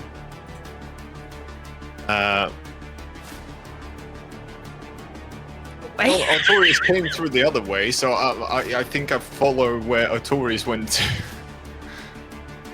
Okay, go ahead. But I'm gonna stop at the doorway, because I still want to have a beat on this guy. If this guy runs the other way, I'm fucking dashing after him.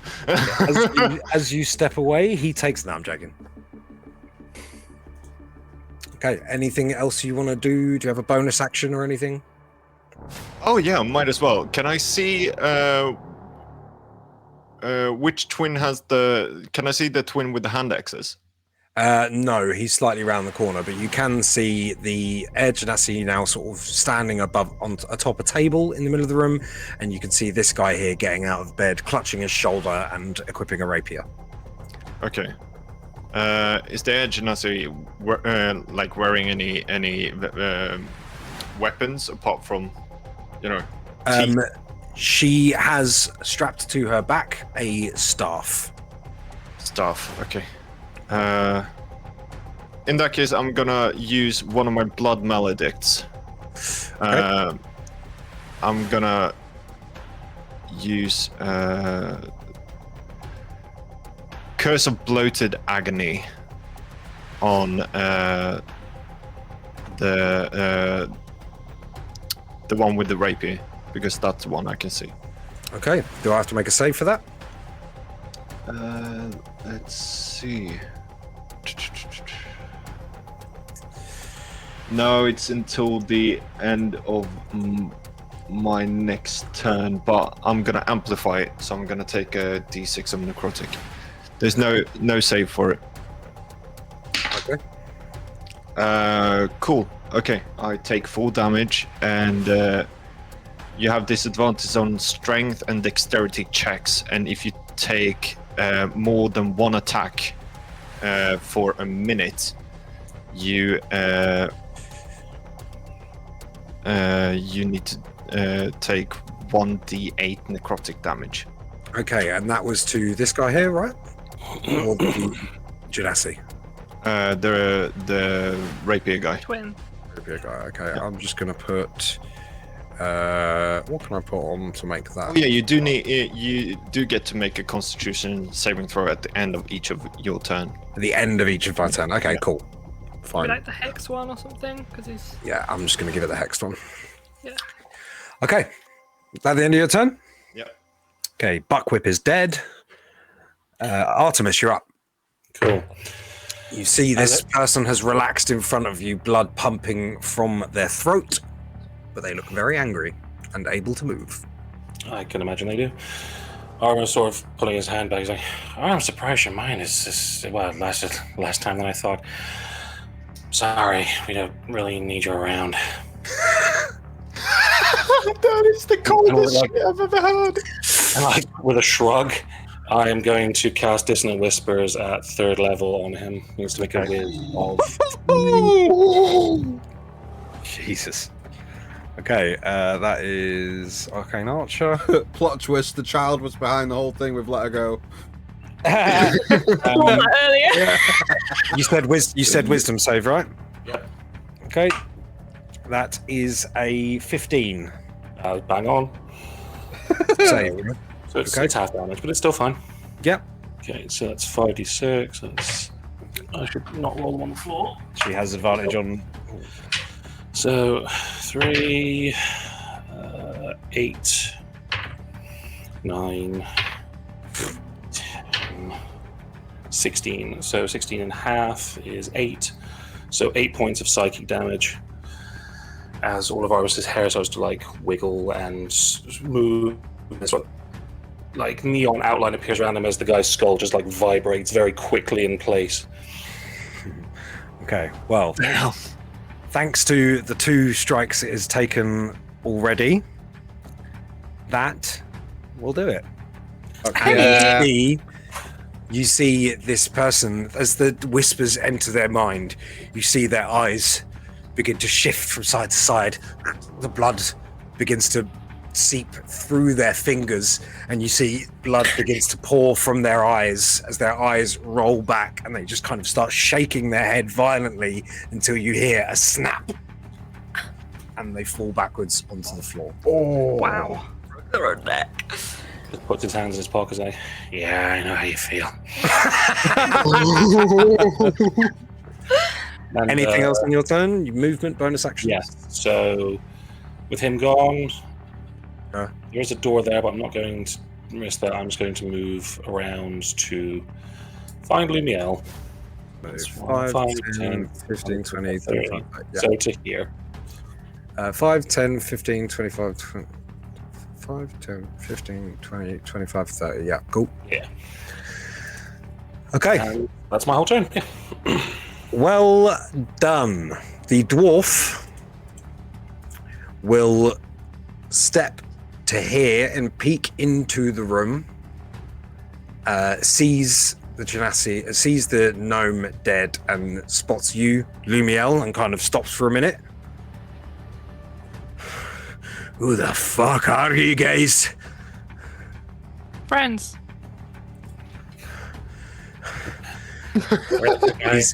He appears to be panicked and confused, but not sure enough of the situation yet to act either way. So he stays where he is. And let's face it, you guys don't need much help right now. This guy runs forward, looks over the thing from the mezzanine, and he's going to jump down to here. He kind of steps up on this table here, leaps over you, Jax, and lands deftly and stands up, whips out his rapier, and with one hand on his hip, and then kind of remembers that he's got a shot in his shoulder and kind of, oh. But he is going to take an attack against you. Okay. Where is he? Swashbuckler. There we go. With the rapier, he's going to make 2 attacks. Oh, Swashbuckler makes 3 attacks. Holy shit. So, right. And So he's with gonna take advantage. All with advantage. So, Oh no. first one's the dagger. Already? That's a dirty 20. Yep. We'll roll the damage now, because the other 2 are his rapier. So he pulls out. So as he pulls out the rapier from behind his back, where his hand was on his hip, he pulls out a dagger, and you don't see it coming, and he just cuts across your stomach. You take. Where are my D4s gone? You take 7 points of damage from the dagger, Okay. and then he then stabs twice, quick succession, with the rapier. First one is a 22 to hit. Oh, yeah. Second one is a natural 1. No. Okay. I'm gonna Roll your D8. Yep. Roll your necrotic damage, please. Let's... You take 10 points of piercing damage from the rapier. Okay. And he takes 8. 8. Very Nice. nice. Yeah, I'm just gonna check if he needs to do it twice. I think it's if he makes more than 1 attack, Yeah. he takes damage. It doesn't matter if it's 3, it doesn't matter if it's 4. If he attacks more than once, he takes the damage. Yep. Okay. Where is he? Human swashbuckler. 8 points of damage. Very well done. Very well done. Okay. To me. So as he stabs you, Jax, you start to see the same sort of black veins that usually come up from Marcus, Yeah. but they start popping on his neck. Lovely. Oh. He is going to. He can bonus action disengage, but he's not going to because he's liking the flanking that he's got going on right now. So he's going to stay where he is. Next up is his brother.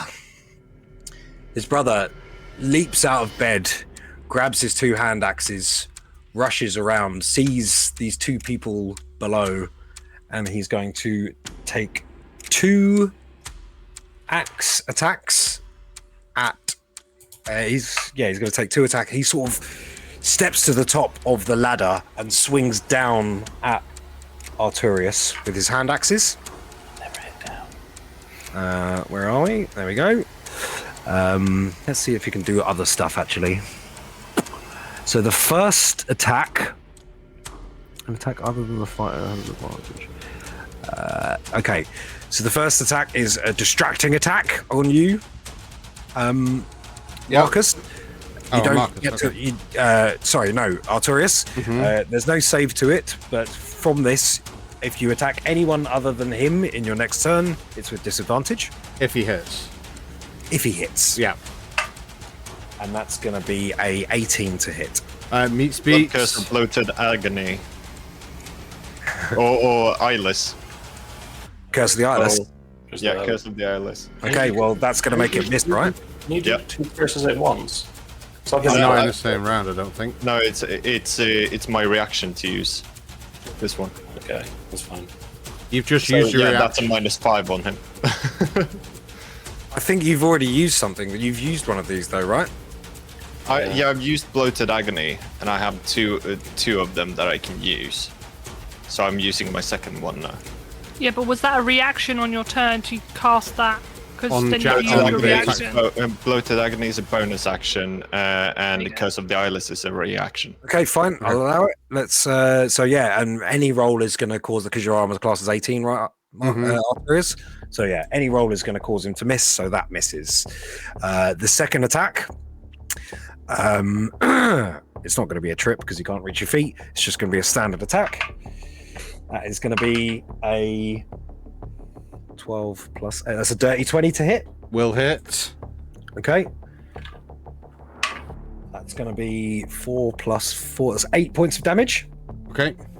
Action surge. Thank 2 you. more hits. Oh Yeah. fuck! First one is a 17, so that's not going to hit. Nope. And a natural 20. Oh. That's okay. We're okay, guys. Where's Ben? Okay, We're okay, we're okay. I wouldn't worry about it. I Are wouldn't we? worry about it. That's going to be 4 on the dice for 8 plus 4, 12 points of slashing damage Okay, thank you. Oof. to you. Bonus action, second wind. Okay. So he's going to take a d10. It's going to be 7 plus 9. So that's 16 points of damage that he gets himself back. So you see, as he just launches this barrage of strikes down at you, you sort of duck out of the way of a couple of them, but then one really knocks you. Your head rings a little bit, and you see he kind of ready to fight. Looks in fighting fit health. For now. For now. Yeah. We go. We're okay. There we go. He is then going to jump down. On the wrong screen again. I just like all the bouncing that's going on right now. No, he's going to stay up there, actually. He's staying up there. He likes his high ground. Okay. That's the end of his turn. We're back up to top of initiative with Belessa.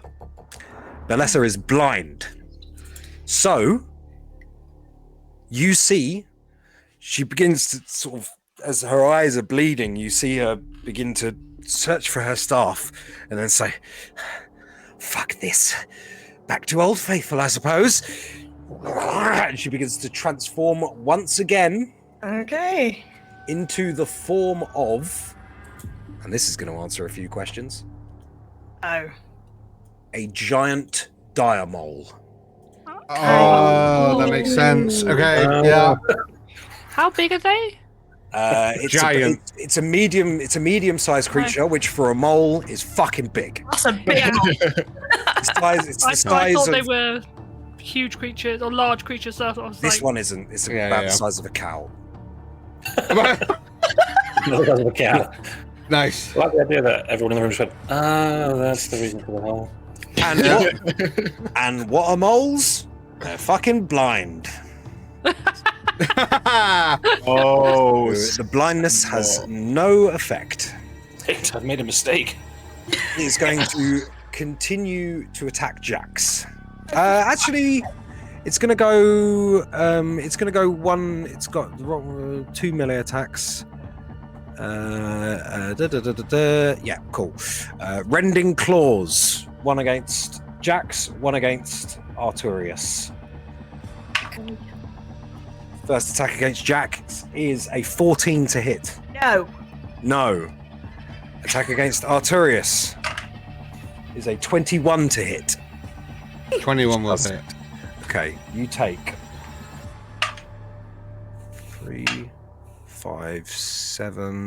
8, sorry, plus 4, 12 points of slashing damage.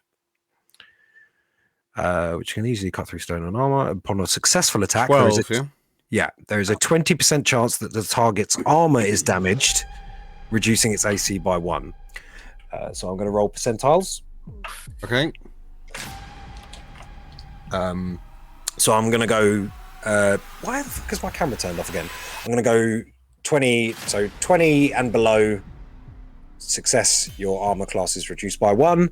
10%, there's a chance target armor is destroyed, completely removing its AC benefit. So 20 and above, 20 and below is 1 down, 10 below is all of your armor's gone. And it's a 57. Hey, you're fine. Yay. Okay, we're good. You're good. Apart from taking a bit of damage, you're good. Okay. That is its turn. Then you see the mole kind of shrinks into itself. Its claws protruding, but its scaly back seems to be giving it additional armor. Next up in initiative is Jax. Hello. Right. Action disengaged. Good shout. And I'm bouncing back up. Boing. Bonus action second wind. Good shout. I'm being smart. That's 12 HP back. Action surge. We're firing down. Boom, boom, boom. Who are you shooting?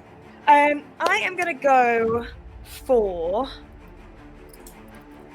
I'm gonna go for 20 by the window. Okay, go ahead. I forgot to call sharpshooter because I'm a tit. Indeed.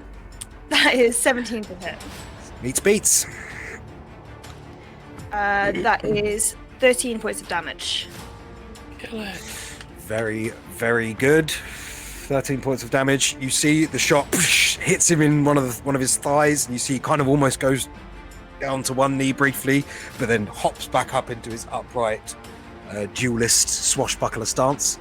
And then Jax kind of goes, "It's only fair," and turns and shoots the twin next to him. Sharpshooter. Even distribution of Yeah, exactly. damage between the twins. Go ahead. Right, sharpshooter. Big money. Sharpshooter. He's nothing if not courteous. Let's go. Okay. 17 on the die. 17 minus 5 is 12 plus 7 is 19. 19 hits. Excellent. That's pretty good. 23 points of damage. 23 points of damage. So you see, as he gets himself hyped up, boof! The shot hits him from the side as he's not focusing you. You see his arm kind of flies back a little bit, blood starts pouring out. Nice spot you got here. And that's my turn. Lucky you caught us when you did. For now. You hear Lan say to you, the big guy. Okay, Lumiel. Lumiel. Unless there's Is anything you there- want to do on your turn, Jax. Oh, that's Okay. it. Good. Okay, Lumiel. Lumiel's going to step here, and then seeing the room is going to Misty Step, so she puffs into a bunch of glitter and reappears here, Okay. and then she is going to pull her short bow aimed at the mole. She's going to shoot the mole with her short bow. Okay. Go ahead. Make an attack. That's a nat 20. That's a nat 20, Natural baby! 20. Okay, so that is the short bow is a d6, so we'll go with that. That is a 5, it's doubled to 10, plus 3, so 13. Plus sneak attack because of Artorias. Is in melee with another character, yes. Yep. So that's a 5. So that was 13 the Six. first time around, right? Yep. And a Okay. 1, a 5, a 6, and a 1 makes 12. No. 5, Yep. 6, and a 1. Yep. Yep, 12. Doubled to 24. 24. Okay. You fire your and roll me a chunky crit, please. Oh, yes. You fire your arrow at the giant mole. 37. I got a 2. 2. Foe is jabbed in the eye, ugly bruising, and inflict 1d4 damage extra. Ugly I'll bruising. take it. My 3 face. extra points. 3 extra points of damage. Carrying over 5 to Balessa's Air Genasi form as Get back. the dire mole is dead. Well, not dead, but you know what I mean. And she takes 5. Okay. Yeah, you see the dire as this arrow hits between two of the sort of plates of its natural armor, and you hear it scream as the teeth retract into the jaw, and the form of this Air Genasi returns, and the sort of bow is sticking out of the arrow is sticking out of the shoulder. She pulls it out. You guys are really starting to get on my nerves. Damn it, damn it, damn it, damn it. You seem to have taken out her escape plan, you son of a bitch. It's not like I had that planned. Yeah, tell me about it. Arthur, you're up. Okay.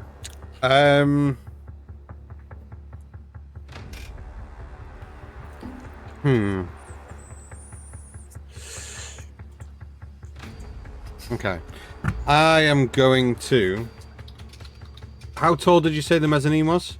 It's only about 4 feet up, 4 or 5 feet up. Okay, okay. It's just sitting on top of a barrel storage area because it's still a 1-story building. So Okay, cool. I have 2 attacks on my turn. I'm going to do? use the first one at the guy on the mezzanine, and I am specifically going to try and take his ankles out. okay, go ahead. Oh, that's a 9 for a 16. 16 on the big guy does not hit, unfortunately. Does not hit. Okay, then I'm going to go for the Air Genasi with my second attack. Okay.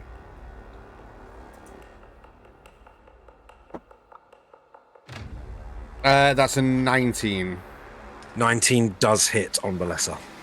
Okay. Who's no longer blind, by the way. Well, won't be blind by the time it's her turn. Do we want her out of the fight quickly? Am I burning through smite slots too quick? You're cool. I have 1 smite slot before second level.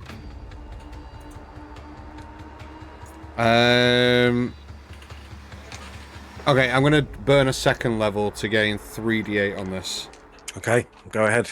So normal damage is 11 plus 4, 15 slashing Okay. with that's so shit. 6 plus 7, so 13 points of divine radiant damage. My God, dude, you were so close. Oh, So close. So close. Taking a pounding, but most of it's gone to her animal forms, so she's still up. But only just. Okay. Okay. Your turn.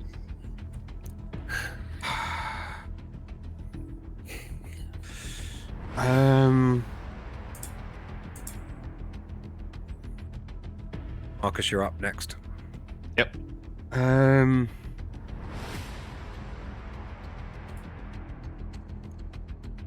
Yeah. Okay. I'm going to need this guy on the rafters. Him. I need him to make me a wisdom saving throw, please. Okay. Wisdom saving throw coming right up. That's going to be a 11 on the dice plus. Don't think he's that wise. Wisdom plus 1, so 12. I've compelled duel, so any attacks against anybody apart from me is with disadvantage, and he cannot move any further than 30 feet away from me. Okay, good to know. I'm going to put another hexed marker on him just to remind me. Twins are hexed. Yeah, just so we know. Double hex. Yeah. Your hex, Marcus, does that last? End Me, of or his is one- turn. So he needs to make a con save at the end of his turn. Fine, I'll do that now because I forgot to do it afterwards. It's an 18 on the dice plus 4, so it's 22 Yeah. con save. And then I'm going to move to here. Okay, he's going to take an attack of opportunity against you. That's a 2 plus stuff, so probably not. Okay. Okay, end of your turn, That is the end of my turn, yeah. Marcus.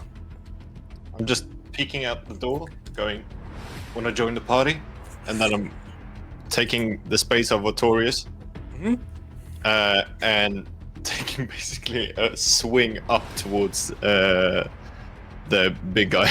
Sure, you can. Your hammer can reach. You can sort of get him right in the chest or sort of the lower body. So go ahead, make an attack.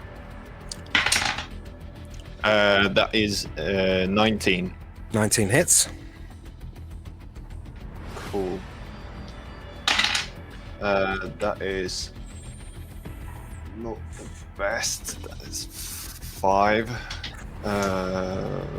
plus 5, so 10. Let's see. 13. 13 total. Okay, thank you. Yep, it just sort of manages to hit him in the knee. And then we said that the edge Genasi was on its last legs, so I'm gonna, Very, very poorly. as I swap him at the knee, I'm just gonna turn around and do basically like a whirlwind. Okay, yeah, cool. Love that. I'm just gonna crack her in the chest. Give me an attack, please. As he spins the whirlwind and his hammer comes dangerously close to my head, I just duck just in time for it to boom. Yeah. As soon as it does, I'm like, fucking figured. 17 plus Hits. 6. There. Go, let's go. Okay, so that's 10, 13, 19. 19. The hammer completely takes out her legs, removing a foot. And as she cartwheels in mid-air, her head bang on the side corner of the table and immediately goes limp and rolls to the floor dead. Bloody hell. Fucking hell, fire. Waiting shower mats. Wow. Anything else on your turn? Oh, it's cinematic as fuck, Chris. You can have inspiration. I'm trying to imagine what would happen if your legs got taken out while you're on a table. I'm gonna jump up and I'm basically gonna block this guy from getting close to Jax. Okay, I'll say you sort of skip off the table because he's standing on the ladder. Yeah. So yeah, okay, you're able to do that. Give me an acrobatics check. It's not going to be a massive DC because it's only 5 foot up and you've got a leg up, but it's just in the heat of battle. Acrobatics. Marcus flips in midair, cracks his head on the table, dies. Checks out. Acrobatics. Okay. 14. 14's enough, yeah. Anything else on your turn? Stumble. Shit. How do you do this, Jax? That's me. A wink. Artemis. Cool. Yeah, Artemis, he's very sort of just, not slowly, but he's just walking into the fray, hearing a lot of explosions and gunshots and all kinds of ruckus, and sees the dead gnome and just like, oh, that's horrible. And then seeing the dwarf sort of just stood in the door like, hi, are you on our side or are you with them? I don't really know myself, to be honest. I'm certainly not with them. I don't know who you are. Oh, we're the guys stopping them, so you're with us then. So we're cool? Aye, for new. Aye, for new indeed.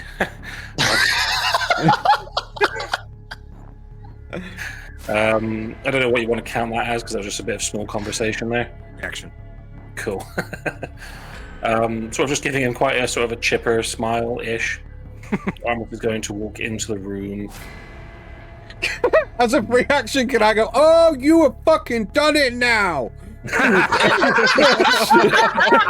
Here comes the big gun! Oh, that is so funny, especially since none of us know the fact that he fucking blasted the guy's brains out seconds ago. Looking up to the mezzanine to see one of the brothers and then to the corner to the other, and then seeing a dead Air Genasi on the table, he sort of shrugs and goes, well, I guess we don't need any of them. Okay. And looking up to the other brother, I am going to, at 3rd level, cast Ray of Sickness. Hey, nice. Hey, what do I need to do? You don't need to roll anything. This is me this time. It's no longer a save. This is just straight up an attack. I know, Okay. right? You can change it up a bit sometime. Okay, that is 14 plus 7. That's 21. Yeah. 21. 21 to hit. Yeah. Cool. So that is, stop moving the mic. 4, 8, 16, 20. That's 20 points of poison damage as he sort of like takes his goggles, adjusts them slightly, and you just see these 2 large swirls of green energy just sort of come out like helter-skelters, and he just kind of like warm, like you just hear that kind of sound as it like bathes him in this green light and makes him feel very sick. And there's 20 points of damage, yeah? Yep. 20 points of poison damage, and he needs to make a con save as well. I'll do that. He's looking real bad. It's a natural 20 on the con save. Fuck, I needed that. Yep. Damn it. Then it's just the damage. Okay, fine. Yeah, the ray of sickness engulfs him.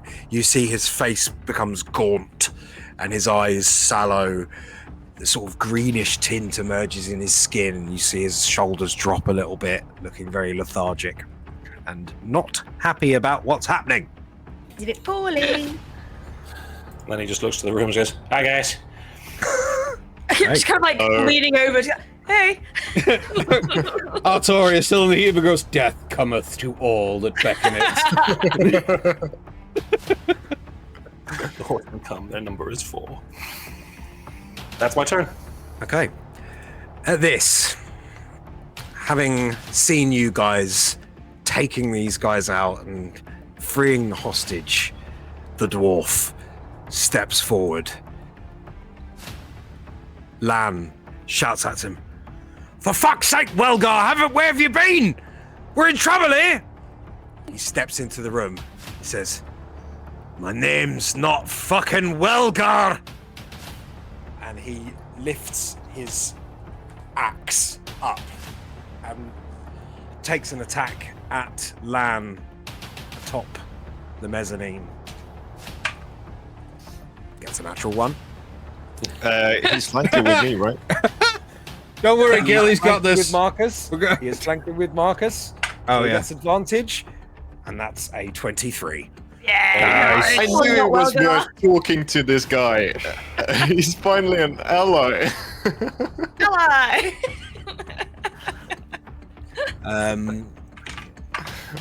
Ooh. 9 points of damage, 9 plus 2. No, wait. 9 plus 5. Takes 14 damage. So yeah, he swings his great axe up. Lan jumps back a little bit. He takes out a large part of the mezzanine that he was standing on and then whips it back up again and cuts him on the inside of his leg, barely missing his balls. Oh, not Guy the after my own heart. Guy after my own heart. There we go. Takes 12 damage. Okay. So the dwarf has entered the fray. Next up is Vingan the Swashbuckler. He is going to hop up onto the table and he's going to shout, Balassa! Balassa! He looks over at Arthurius. You killed my fucking girlfriend! You son of a That was bitch! me, actually. As soon as he does, I'll just turn around and go, she was seeing other people. He's gonna take his dagger strike at Arturius. Rama. That's gonna be a 19 to hit Arturius. That will hit. Okay, it's only a d4 and it's a 1 on the d4 plus 4, so that's 5 piercing damage to you. And then his 2 rapier as he turns to Marcus, saying, "That was me, actually." He's gonna say, "Then you get the worst of it." 2 quick rapier stabs against you. The first one is a dirty 20. Yeah. The second one is a 21. Yeah. Oh.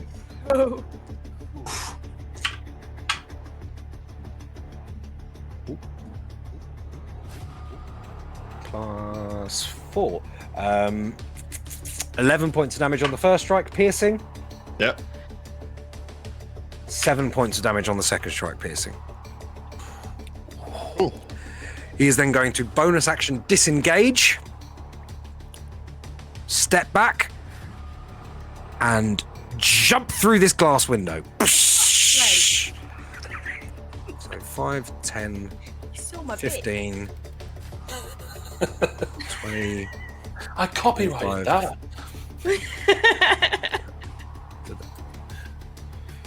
You owe me 30 feet money. right. As he does, he shouts, "Lan, get out of here, brother!" Leaps through the window. Land's Did you say it was going lamb? nowhere. I'm just gonna look at Jax. Like. Got him? I got him. Lan says, "You always were a pussy. I'm not going down without a fight." He turns to Marcus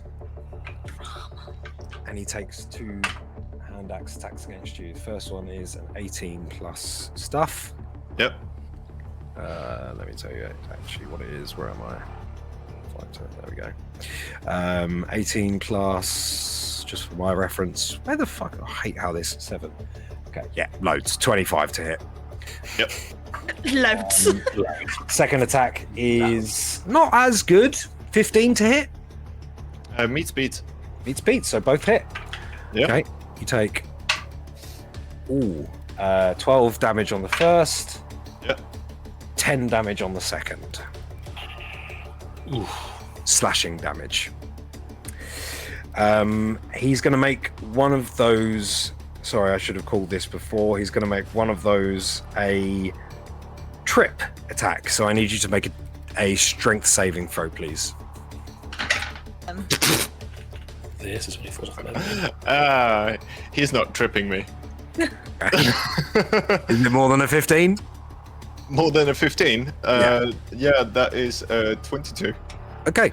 Yeah, so you do not get tripped. With the second attack, he cuts you across the chest and brings it back to try and hook your foot with the back of the axe on the second axe hit, but doesn't able to find purchase, but does cut your leg quite badly. Oh, he's got a lot of people around him. How the fuck is he going to get out of here? I don't think he is. Oh, just run away. Run away. I want to do it. I want to do it. He's got a decent amount of HP left. Oh, no. No. Oh. Wait. Yeah, he's going to do it. He's going to run. So, first, I need opportunity attack from you. Para swing! I'm just going to make him get a head start here. Actually, those attacks should have been with disadvantage because of Oh, yeah. Marcus's, Arturius's effect. So, 19. So that was... Yeah. And a 20. So you got saved from a natural 20 there. You're lucky. Damn it, why do my nat 20s keep not being things I want? Yeah, I'm really sorry, buddy, but he's not safe from the nat 20 I just rolled. For fuck's sake. All right, go on then, roll damage.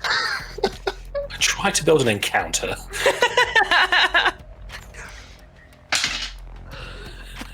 I've been there, Chris. I've been there. 5 plus 2 is 7, plus another d6, which is another 5. 5, 10 for 12. So wait. 5 plus 2 is 7, so 7 plus another 5 is what? 12. 12. Which is dice and 12. which is modifiers? And none of it modifies. Right now it's just dice. Okay, so 10, 4, and what was the third roll? Another 5 to 10. So another 10. Whew. Okay. And What? no, I don't understand what just happened there with the mouse. It was I 12. rolled a 5, I rolled a 2. Yeah, Four- 7. 7. 12 times 2. And so then 5 14. fire damage. 12. 12. Double that. 24. 24.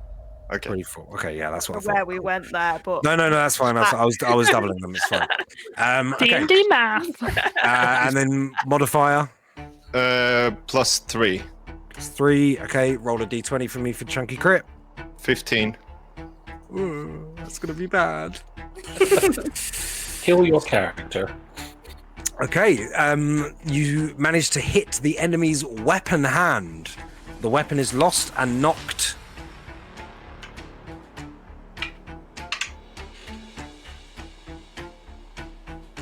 "11 feet away from him, so he loses one of his hand axes. Well, from that this was fucking useless. But no additional damage, unfortunately. He continues to run, almost knocked off the top of this mezzanine as he's running down. Dwarf is going to take an attack. He's crap for some reason. Why am I rolling so bad? He got 3, so he doesn't get an opportunity attack. Artemis, if you'd like to take an unarmed strike against him as he's running past, you're more than welcome to, unless you've got any weapons. I don't think you have anything in your hands. My mind is my weapon and I can't use that, so no, it's fine. So you're going to skip on the unarmed strike? Yeah, right? I'm not going to slap Okay, him. fine. Yeah, He's going to continue running towards this window. Marcus, Arturius, you get a opportunity attack. That is a 6 plus 7, 13 to hit. Hits? 13 does not hit. No. Oh, right, okay. Sorry. So that was 5, 10, 15, 20. Smashes through the window. 25, 30. Begins to run away. Okay, that's the end of his turn. We're back up to top of initiative, Jax. okay. I'm gonna hop down. How long does the effect of your thing last, Arturius? Is it 1 round? No, a minute. okay. Compel duel, a minute. Yeah. Okay. That's not the one where his commanding presence where he can't move away from you. No, he still can't move away from me. Must take a wisdom saving throw each time it attempts to move to a space that is more than 30 feet away from More me. than 30 feet. Okay, fine. Yeah. Thank you. Right, okay. Hopping down, and then I'm basically going to swing myself through the window. Huh? So 5, 10, 15. You see the swashbuckling rogue darting around the corner down an alleyway. And just silently raise my pistol and shoot. Okay. Sharpshooter. Make an attack, please. Pew pew. That's okay. 17. 17 meets beats. Hey. That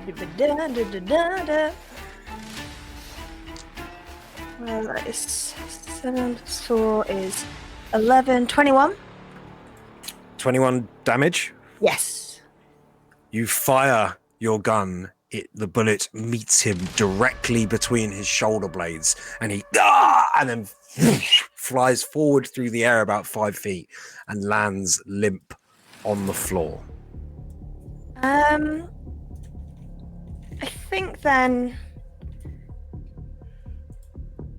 Jax is just kind of going to look at the body and is just going to mutter to himself, "Down to death," and that's my turn. Nice. Nice. Okay, Lumiel, you're up.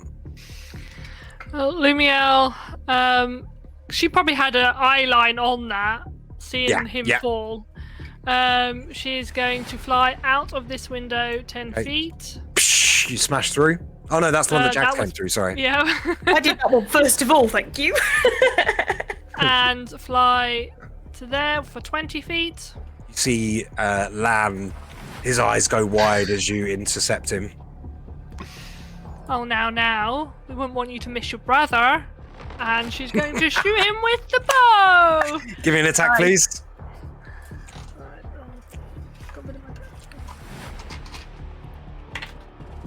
Okay, that is plus what? Sorry, I've gone off the page.